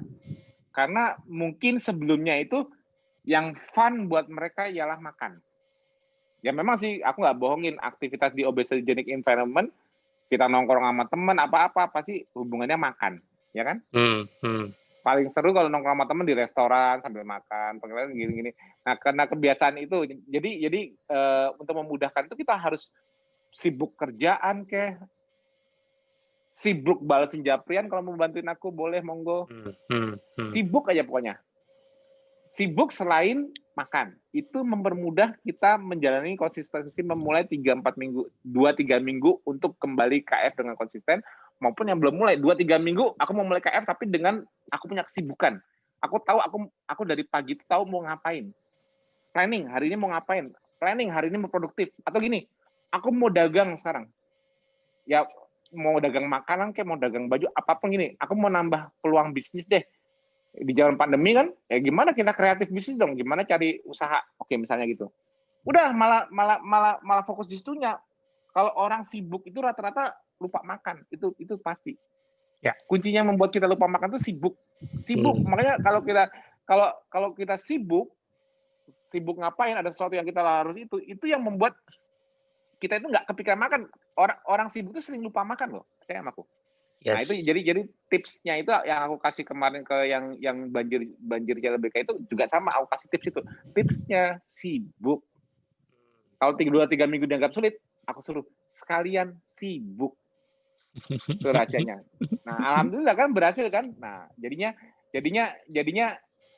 karena kalau sudah 2-3 minggu craving udah turun, dia pas nggak sibuk pun udah nggak masalah. Kenapa? Karena cravingnya udah kalah. Yang susah itu kalau craving masih ada dan dia nggak sibuk, itu susah. Ya. Yang bikin susah apa? Dia masih ada cravingnya, dia masih ada kecanduannya, dan dia nggak sibuk. Susah jalanin KF.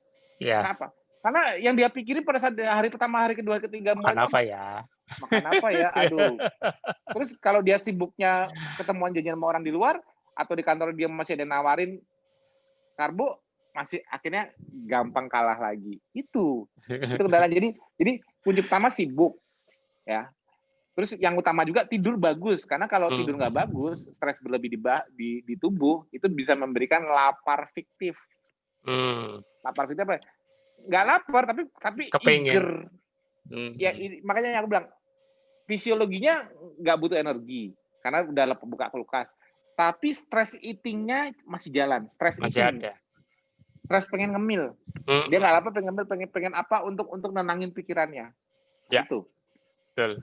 Nah, jadi tidur bagus. Nah, tidur bagus itu juga korelasi dengan manajemen stres bagus. Kalau tidur bagus, manajemen stres berlebih karena suatu masalah, itu juga membuat lapar fiktif. Bukan lapar fisiologi. Nah, itu. Makanya tadi kan tadi sore kan aku ngomong di grup kan, aku bilang gimana tipsnya untuk itu, untuk tidak stres? Mbak Uwi tuh yang nanya. Tidak stres, bisa handle stres kerjaan. Gimana caranya? Kita kan nggak tahu masalah duniawi kan banyak. Kerjaan kan bisa melimpah misalnya. Kita nggak tahu apa yang kita hadapi besok, tantangan apa yang bakal membuat kita stres, kita nggak tahu. Tapi dengan cara kita olahraga di pagi hari, buka kulkas, stres yang disebut stres, basic stres itu ialah gini. Kalau aku kasih contoh tadi di grup gini, kalau orang kemampuannya cuma ngangkat 5 kilo, tapi disuruh ngangkat 10 kilo, stres nggak? Stres kan? Artinya gini, kata stres itu artinya permintaan yang melebihi kemampuan. Itu yang membuat stres. Permintaan yang melebihi kemampuan itu yang membuat stres. Kemampuan apa? Kemampuan untuk melakukan fungsi. Fungsi apa? Fungsi yang diharapkan misalnya gini. Kalau aku dari 5 kilo, disuruh 10 kilo aku nggak kuat, membuat stres berlebih, artinya apa? Fungsi untuk mengangkatnya, energinya nggak bisa keep up untuk mengcover 10 kilo. Energinya mengcover 5 kilo. Ya. Kalau otak, stres masalah sesuatu, misalnya membutuhkan kecepatan berpikir, kecepatan mencari solusi, dikasih problem, solving-nya lambat, itu kan membuat stres kan? Demand permintaan untuk di-solve-nya besar. Tapi kita untuk berpikirnya sampai situ kita nggak kuat. Itu stres. Artinya apa? Artinya otak kita untuk mencapai kecepatan memberikan energi ke otak untuk suatu problem ini tidak solving. Kita tidak bisa men-solving masalahnya. Atau masalahnya numpuk ke kita berlebihan, kita kapasitasnya cuma segini. Akhirnya apa? Balik lagi ke energi yang dibutuhkan atau jalur yang diperlukan itu belum siap.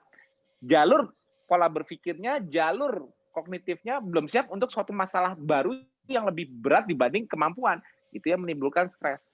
Nah, jadi kenapa aku bilang cara mencegah stres salah satunya ya dengan olahraga. Kalau ujung-ujungnya basicnya dari sistem biologi manusia untuk mengenali, mengidentifikasi suatu stres yang muncul ialah energetik alias bioenergetik, alias ada fungsi yang lebih dari kapasitas, berarti kemampuan menghasilkan energinya tidak sesuai dengan kapasitas. Berarti kembali ke bioenergetik, level dari respirasi kan. Olahraga itu di pagi hari membuka kulkasnya, menyediakan bahan bakarnya. Free fatty acid-nya lebih banyak di darah setelah olahraga, lipolisis meningkat, ketogenesis juga lebih meningkat, gula darah pun juga lebih meningkat.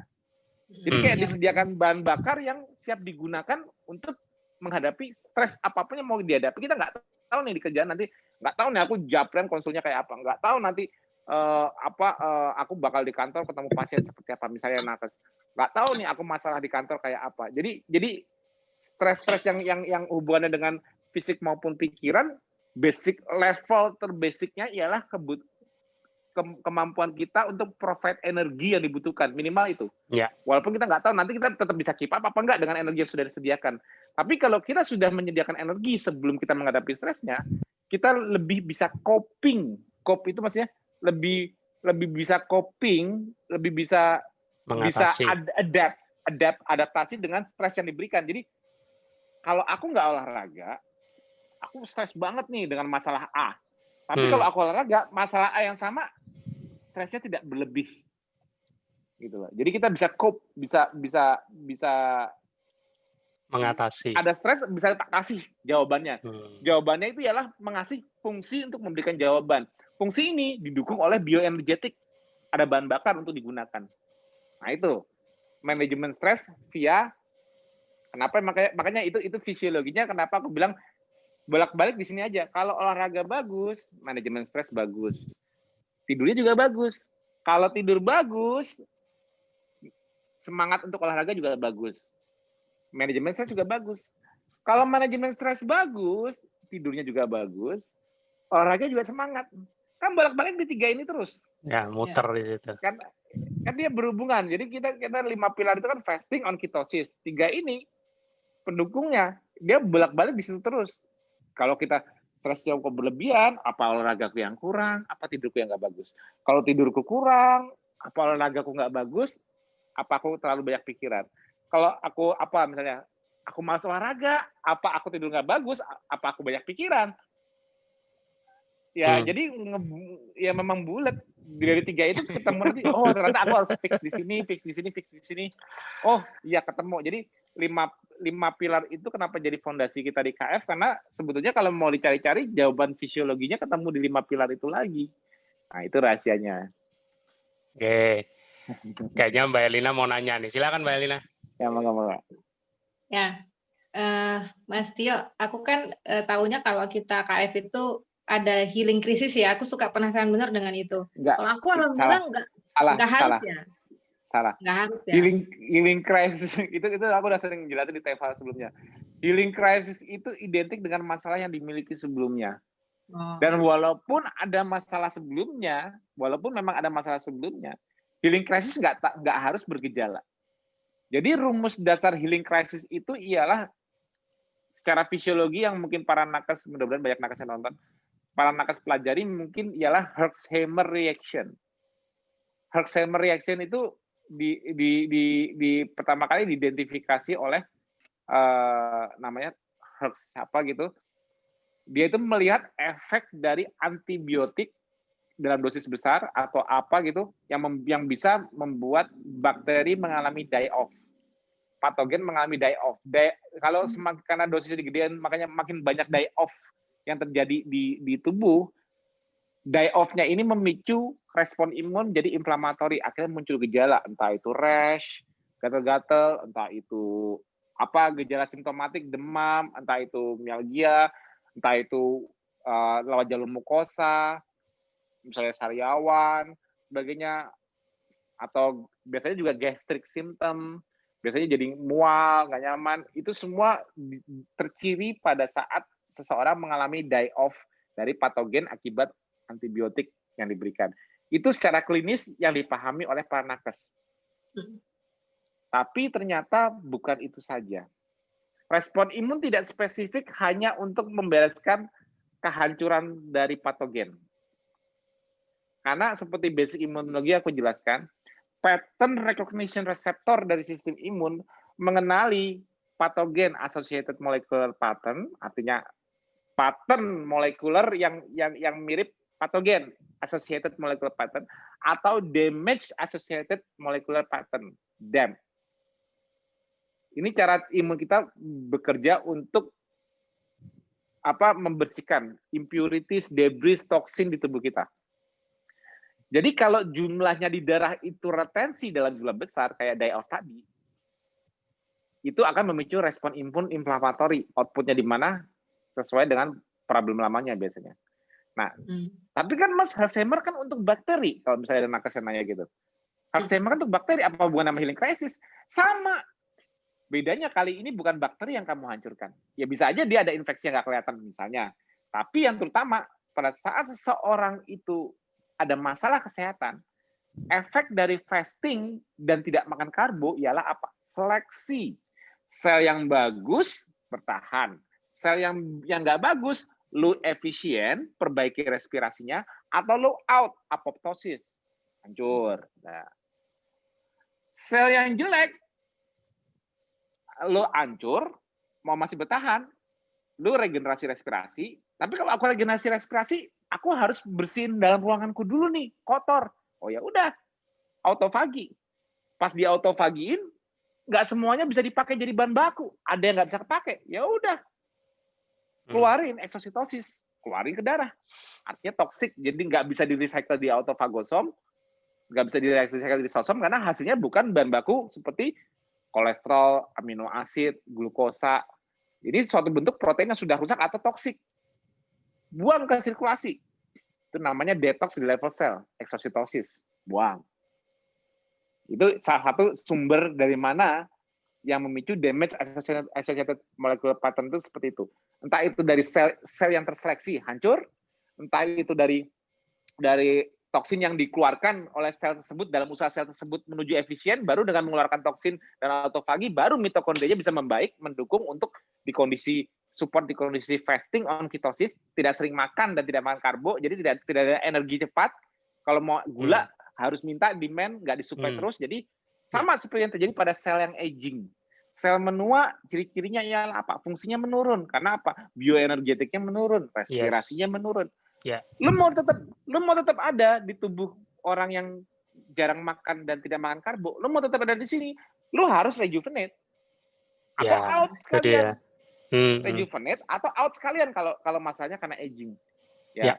Artinya dikondisikan seperti itu, sel yang aging pun berusaha memperbaiki diri. Entah itu membereskan agregat proteinnya di dalamnya lah, membereskan semua toksin dikeluarkan keluar. Ya, memicu mitokondria biogenesisnya sehingga jumlah mitokondria bertambah sehingga menghasilkan energi lebih mudah, bioenergetik meningkat karena mitokondria biogenesis. Akhirnya sel yang tadinya aging, yang sudah mengalami aging ini, penuaan, respirasi turun, membaik, mengikuti compete dengan sel-sel yang jadi saat kita kondisikan di kondisi fasting dan tidak makan karbo, artinya kita harus efisien untuk coping semua sel tubuh kita untuk supaya compatible. Ya harus rejuvenate, harus self renewal, harus untuk melakukan itu semua. Kalau harus membersihkan dalam dirinya, membuang sebagian yang sudah rusak mati sekalian, itu membuat tubuh harus mengeluarkannya dari sistem. Hasil seleksi ini harus dikeluarkan dari sistem. Sistem detox kita apa? Yang utama urin dan BAB. Semua yang fat soluble BAB dibuang lewat feses. Nanti dibuang lewat bile supaya dia lebih water soluble. Kan fungsi bile itu kan sebetulnya kan juga untuk pengemulsi, membuat lemak menjadi gampang, entah gampang dipotong lipas maupun gampang dibuang di detox. Jadi yang fat soluble toxin butuh bile untuk konjugasinya untuk membuang. Makanya kan kalau bile otomatis kan liver, otomatis kan jalurnya feses. Kalau yang sudah water soluble bisa langsung ginjal, urin. Dua yang utama detox harus berjalan tiap hari. Urin, BAB, paling lambat 2-3 hari udah BAB. Nah itu jangan seblit, jangan kalau nggak kencing seharian itu udah masalah. Kalau kencing itu udah nomor 1, itu harus beres kalau kencing. Tapi kalau BAB sehari 2 hari masih oke. Tapi kalau kencing nggak seharian nggak bisa kencing itu udah selesai. Karena yang water soluble harus lebih cepat keluarnya. Yes. Yang dan juga di posisi kita dari gemuk menuju lipid droplet di sel-sel adipos yang makin mengecil. Nah, banyak orang yang nggak tahu. Jadi sel lemak atau gudang kita adiposit itu fungsinya bukan hanya untuk menyimpan lemak, bukan hanya untuk menyimpan trigliserid. Salah satu yang kita sudah pelajari, kalau insulin diturunkan, yang kita pelajari cuma tahunya lipolisis, trigliserid dipecah menjadi gliserol dan free fatty acid, salah. Ternyata ikatan ester lain, yaitu kolesterol esternya juga kelepas. Sehingga kolesterolnya efflux ke HDL. Yeah. Makanya kalau kita insulin makin rendah, kolesterol juga meningkat. Yeah. Jadi salah satu fungsi lipid droplet ternyata bukan hanya menyimpan trigliserid, tapi juga kolesterol. Ada lagi fungsi lainnya. Menyimpan lipid soluble vitamin. Contohnya vitamin D. Vitamin D, kalau yang berlebihan, sebagian disekresikan keluar, sebagian lagi juga disequester ke lemak. Jadi sel lemak kita, adipose tissue, itu juga jadi organ penyimpanan fat soluble vitamin sementara yang bisa dikeluarkan di kondisi. Contohnya, kalau kita fasting, kan nggak mungkin dong kita dapat vitamin dan mineral dari mana. Kita dapat vitamin dari mana kalau kita lagi fasting? Oh, nggak ada makanannya kok. Belum makan sumber hewani kok. Ya itulah, semua kebutuhan dipenuhi oleh gudang, karena gudang tempat penyimpanan sementaranya. Kalau yang nggak fat soluble kayak vitamin C, di-recycle. Artinya gini, vitamin C dijaga redoxnya oleh sistem glutathione system. Dijaga redoxnya oleh NADPH. Ini nanti aku nggak jelasin hari ini karena makin panjang. Kenapa? Ada di sitoplasma sel itu reduktor terbaik ialah NADPH. Nah, itu dia bolak-balik dia menjaga keseimbangan redox dari vitamin C, vitamin E. Jadi vitamin C dipakai sebagai antioksidan, dikembalikan lagi ke posisinya sebelum kayak dipakai. Jadi tadinya ini vitamin C tadi udah dipakai untuk menerima elektron lebih dari suatu ROS, reactive oxygen species, dikembalikan ke statusnya vitamin C yang belum menerima. Jadi redox dari apa namanya di level sel itu redox dari perpindahan elektron sebagai antioksidan itu bisa dijaga keseimbangannya. Jadi yang water soluble kayak vitamin C ini dijaga komposisinya dengan cara apa? Peningkatan di NADPH, bukan memasukkan sumber vitamin C-nya. Nah, kalau vitamin D yang sifatnya terdeplet karena terpakai, ada simpenannya. Karena dia ada disequestrasi di sel lemak. Nah, udah tahu kan beberapa fungsi dari gudang kita? Penyimpanan fat soluble vitamin, penyimpanan kolesterol. Kenapa kolesterol disimpan di sana? Karena kolesterol itu bikinnya susah.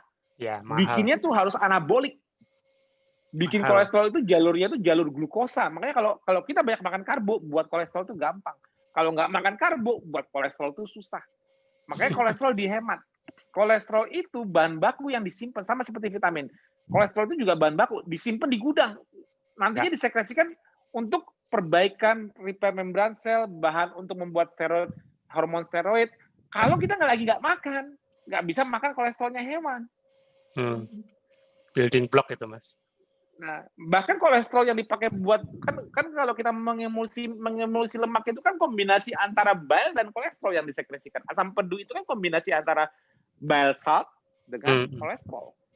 Itu bahkan misalnya ada sebagian bile yang digabung ke feses lebih banyak diserap kembali. Kenapa? Karena membuat bile harus dari kolesterol dan juga kolesterol itu mahal buatnya. Liver merecycle saat dia mendigest makanan, walaupun itu digunakan untuk mengemulsikan lemak, ya nanti dia diserap kembali bersama lemaknya. Jadi bile maupun kolesterol itu juga dijaga keseimbangannya di dalam. Jadi kadang-kadang kalau kita makan kolesterol dari makanan berlebih, kalau memang tubuh merasa nggak kurang keseimbangan kolesterolnya, kolesterol dari makanan di bypass. Jadi dietary kolesterol itu tidak bisa mengganggu keseimbangan di awal. Karena aku udah cukup dari recycle yang aku jalanin. Nah, kalau kurang di kondisi fasting, buka dari gudang. Gudang juga nyimpen kolesterol, Pak. Tenang. Jadi kalau ada kebutuhan hormonal, ada kebutuhan repair membran sel untuk lipid ref dan sebagainya, di gudang punya. Nah, oke, jadi gudang itu fungsinya menyimpan macam-macam. Adipos itu fungsinya menyimpan macam-macam. Dan adipos itu juga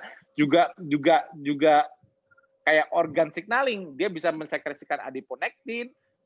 Kalau untuk memicu mitokondriagenesis juga efeknya lebih sehat. Kalau kekenyangan, kita ngisi lemak terus juga mensekresikan leptin. Nah, jadi itu juga gudang itu seperti organ endokrin juga, mensekresikan hormon untuk signaling juga. Nah, yang disequestered lagi disequestered itu bahasa Indonesianya apa ya?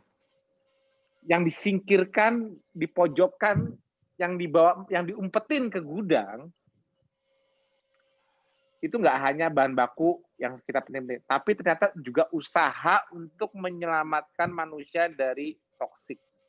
Contohnya, makan obat, tapi tidak bisa dimetabolisme dengan sempurna, nggak bisa dengan sempurna, tapi nggak boleh retensi di darah kan. Jadi di sequester, disimpan ke gudang. Jadi fat soluble toxin yang tidak bisa dibersihkan dari sistem itu juga disimpannya di gudang. Jadi gudang kita itu menyimpan sejarah penyakit kita juga. Jadi begitu kita mengurus, lipolisisnya dibuka, ya kebukalah rahasianya juga keluar. Toksin-toksin yang di sel lemak juga keluar.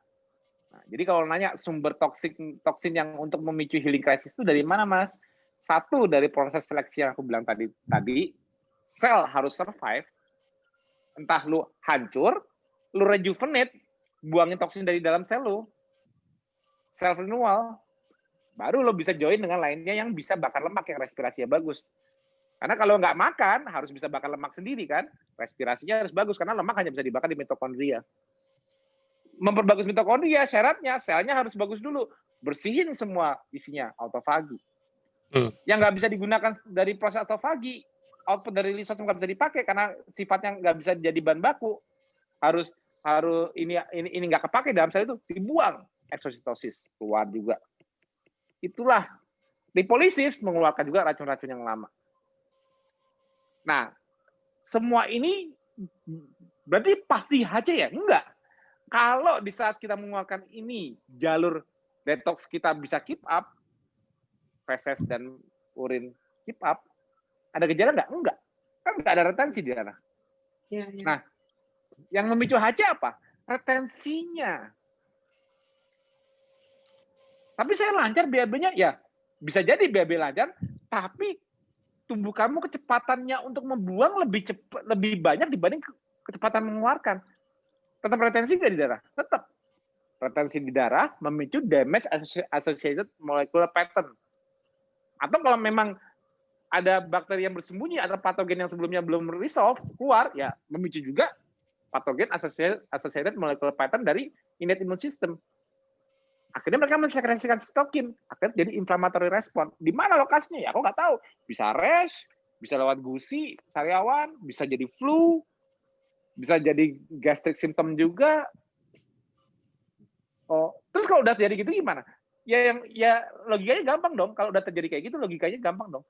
Ya kerannya untuk detox digedein. Tapi nggak?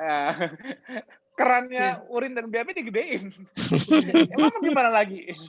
Kalau mau resolve cara dasarnya ya, bukan ya kalau untuk bantu simptomnya sih boleh aja. Oh, simptom misalnya gejala apa, mau dibantu suplemen lah atau apa ya, itu monggo-monggo aja. Menyamankan diri, merilekskan diri pada saat HC.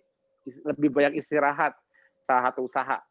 Tapi intinya HC tidak berlangsung terus apa? Kalau udah nggak ada retensinya, kalau kerannya udah kebuka sempurna, selesai kan? Nah, itu. Yes. Jadi kita harus bisa lihat secara fisiologinya juga apa itu healing crisis. Kalau yang nggak ngerti, nggak bisa jelasin fisiologi kayak gini, ya paling mentoknya di Herxheimer. Ah, nggak percaya aku sama healing crisis. Nah, Jadi semua itu bisa di-explain. Tubuh kita itu sebuah sistem. Jadi kita harus bisa melihat gambaran besar tubuh itu seperti apa dalam mendesain homeostasis yang sebenarnya, walaupun dengan berbagai gangguan hormesis, tapi dia harus berusaha mengembalikan homeostasisnya. Jadi gini, tubuh sistem biologis, mesin biologis yang kalau diancam dia berusaha menjawab. Diancam infeksi dia jawab dengan serang balik dan bikin memori. Diancam dengan tidak makan, dia harus bisa adaptasi untuk mengefisiensikan populasi di tubuhnya, ekosistem tubuhnya dibikin efisien semua, supaya dan bisa mengakses backpack-nya dia sendiri, yaitu sel lemak. Fasting itu kan sebuah challenge. Di challenge tidak ada sumber gula, ya harus bisa dijawab. Diefisiensikan penggunaan gula bagi yang perlu-perlu aja. Kalau butuh gula, dibuat berdasarkan demand. Yang lainnya, fat burning mode. Dijawab kan, nggak tubuhnya nggak kolaps, tubuhnya nggak kalah kan. Nah, itu juga yang menarik aku. Pertanyaan awal tadi aku sempat ke atas tapi sambil dengerin Mbak Erlina ada baca artikel apa tuh tadi yang membuat defect di bayi apa spinal bifida. Ketemu artikel yang bahwa kalau low carb termasuk keto artikel apa jurnal? Kalau jurnal bisa, kalau itu jurnal bisa aku bantai. Kalau artikel aku nggak mau jawab. Itu biasanya cuman yang bikin ya antara sorry ya, kebanyakan sih gizi dan sebagainya. Tapi kalau itu jurnal kasih aku bantai jurnal. Hah? Jurnal Mas Center aku share ke Mas Cia deh. Spina bifida gitu loh. Aku kasih flow-nya di mana. Tadi aku Mas Harun juga ngirimin aku artikel merujuk ke eksperimen tikus di mana apa? Tikus yang dalam kehamilan kalau dikasih diet ketogenik itu mengalami masalah. Ya iyalah, kenapa? Karena rasio yang digunakan di eksperimen itu, aku nggak tahu artikel apa jurnal Mbak ya, tapi jurnal yang dikasih sama siapa? Sama Mas Harun, tadi aku ngobrol siang, itu merasiokan 4:1. Ada gini, kalau rasio itu kalau yang di keto murni itu dibikin makan tapi seakan-akan nggak makan. Jadi rasio lemak tinggi banget, protein rendah banget. Jadi kayak kita kan tujuannya ketogenik itu kan membuat kan kita seakan-akan nggak makan. Jadi kan efeknya supaya ketonnya tinggi terus itu kan supaya kita kan orang anak-anak keto itu kan dibikin lemaknya tinggi banget. Jadi seakan-akan kayak pakai body fat terus tapi proteinnya kecil atau karbohidrat kecil banget. Nah, jadi seakan-akan kayak dia nggak pernah makan karena dia cuma kayak kita puasa minum VCO doang, anggapnya kayak gitulah.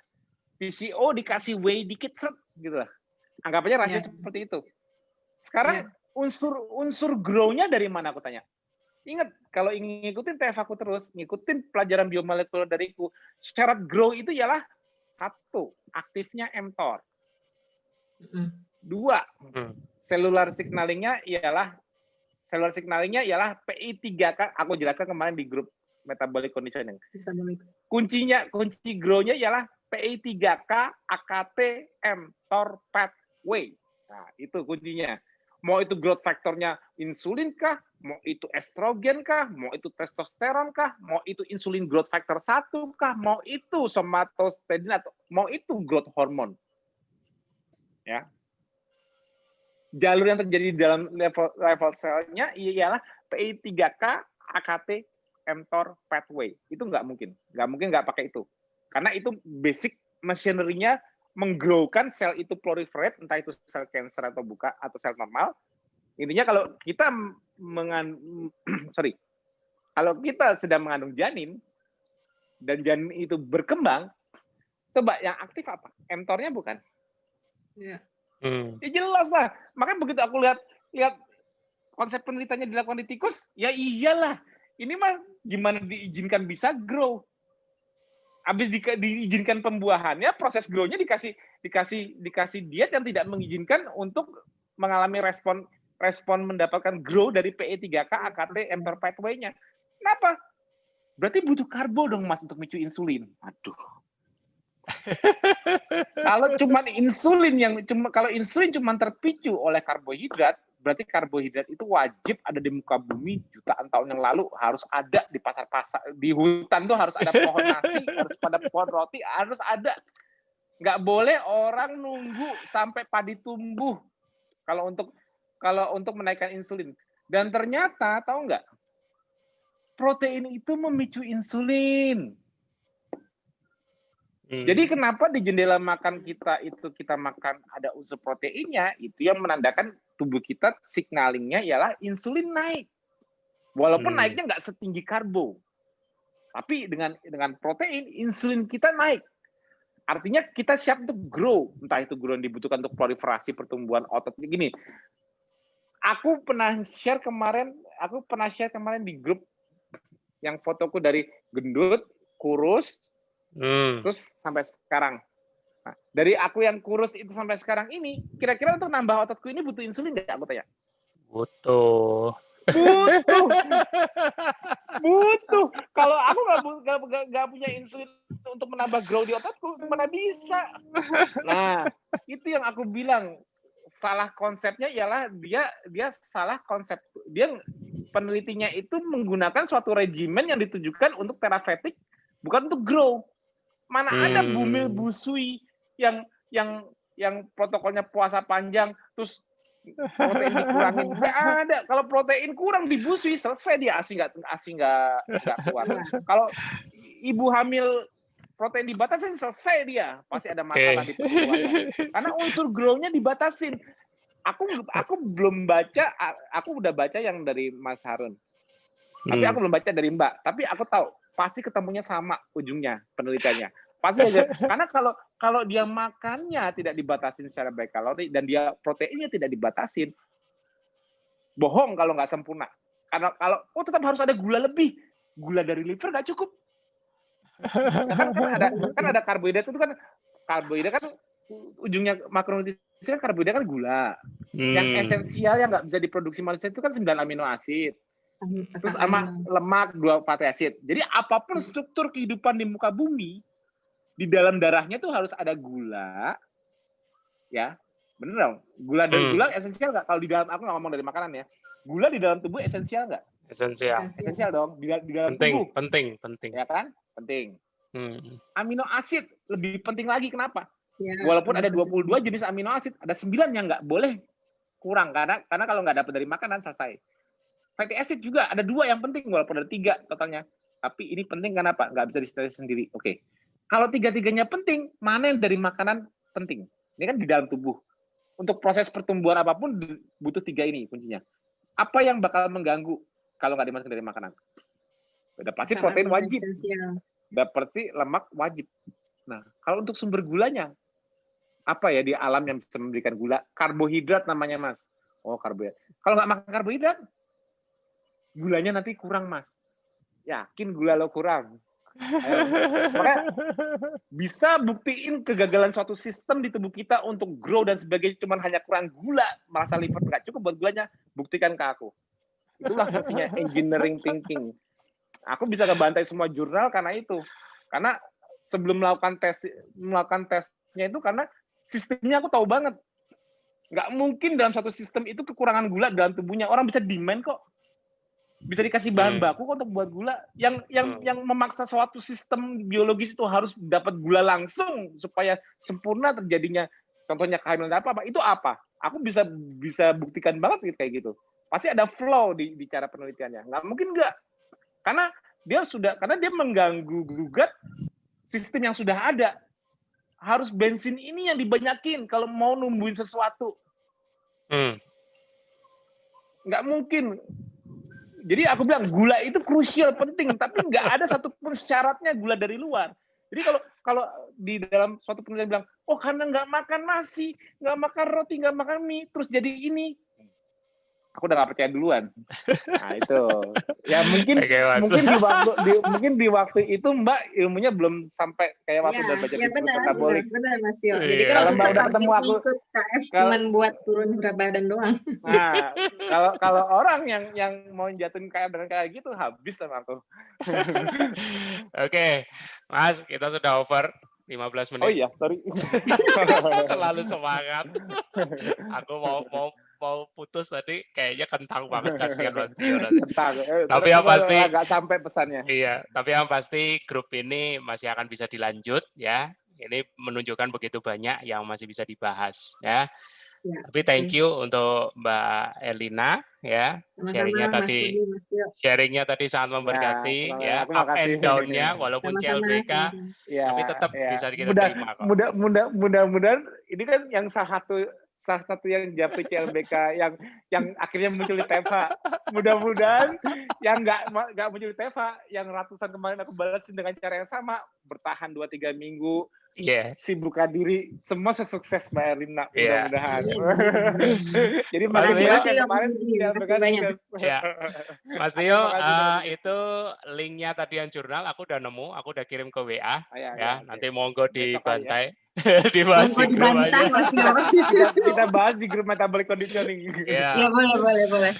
Oke, terima kasih buat semuanya ya. Kita sampai di penghujung acara walaupun agak terlambat karena ya begitulah, begitu banyak ilmu yang masih bisa dibahas. Terus jangan lupakan masih ada TFA lagi hari Jumat dan jangan lupa SFH di hari Minggu. Pastikan teman-teman sudah tergabung di grup WA SFH. Untuk besok aku akan broadcast untuk link registrasinya. Oke, selamat malam. Terima kasih.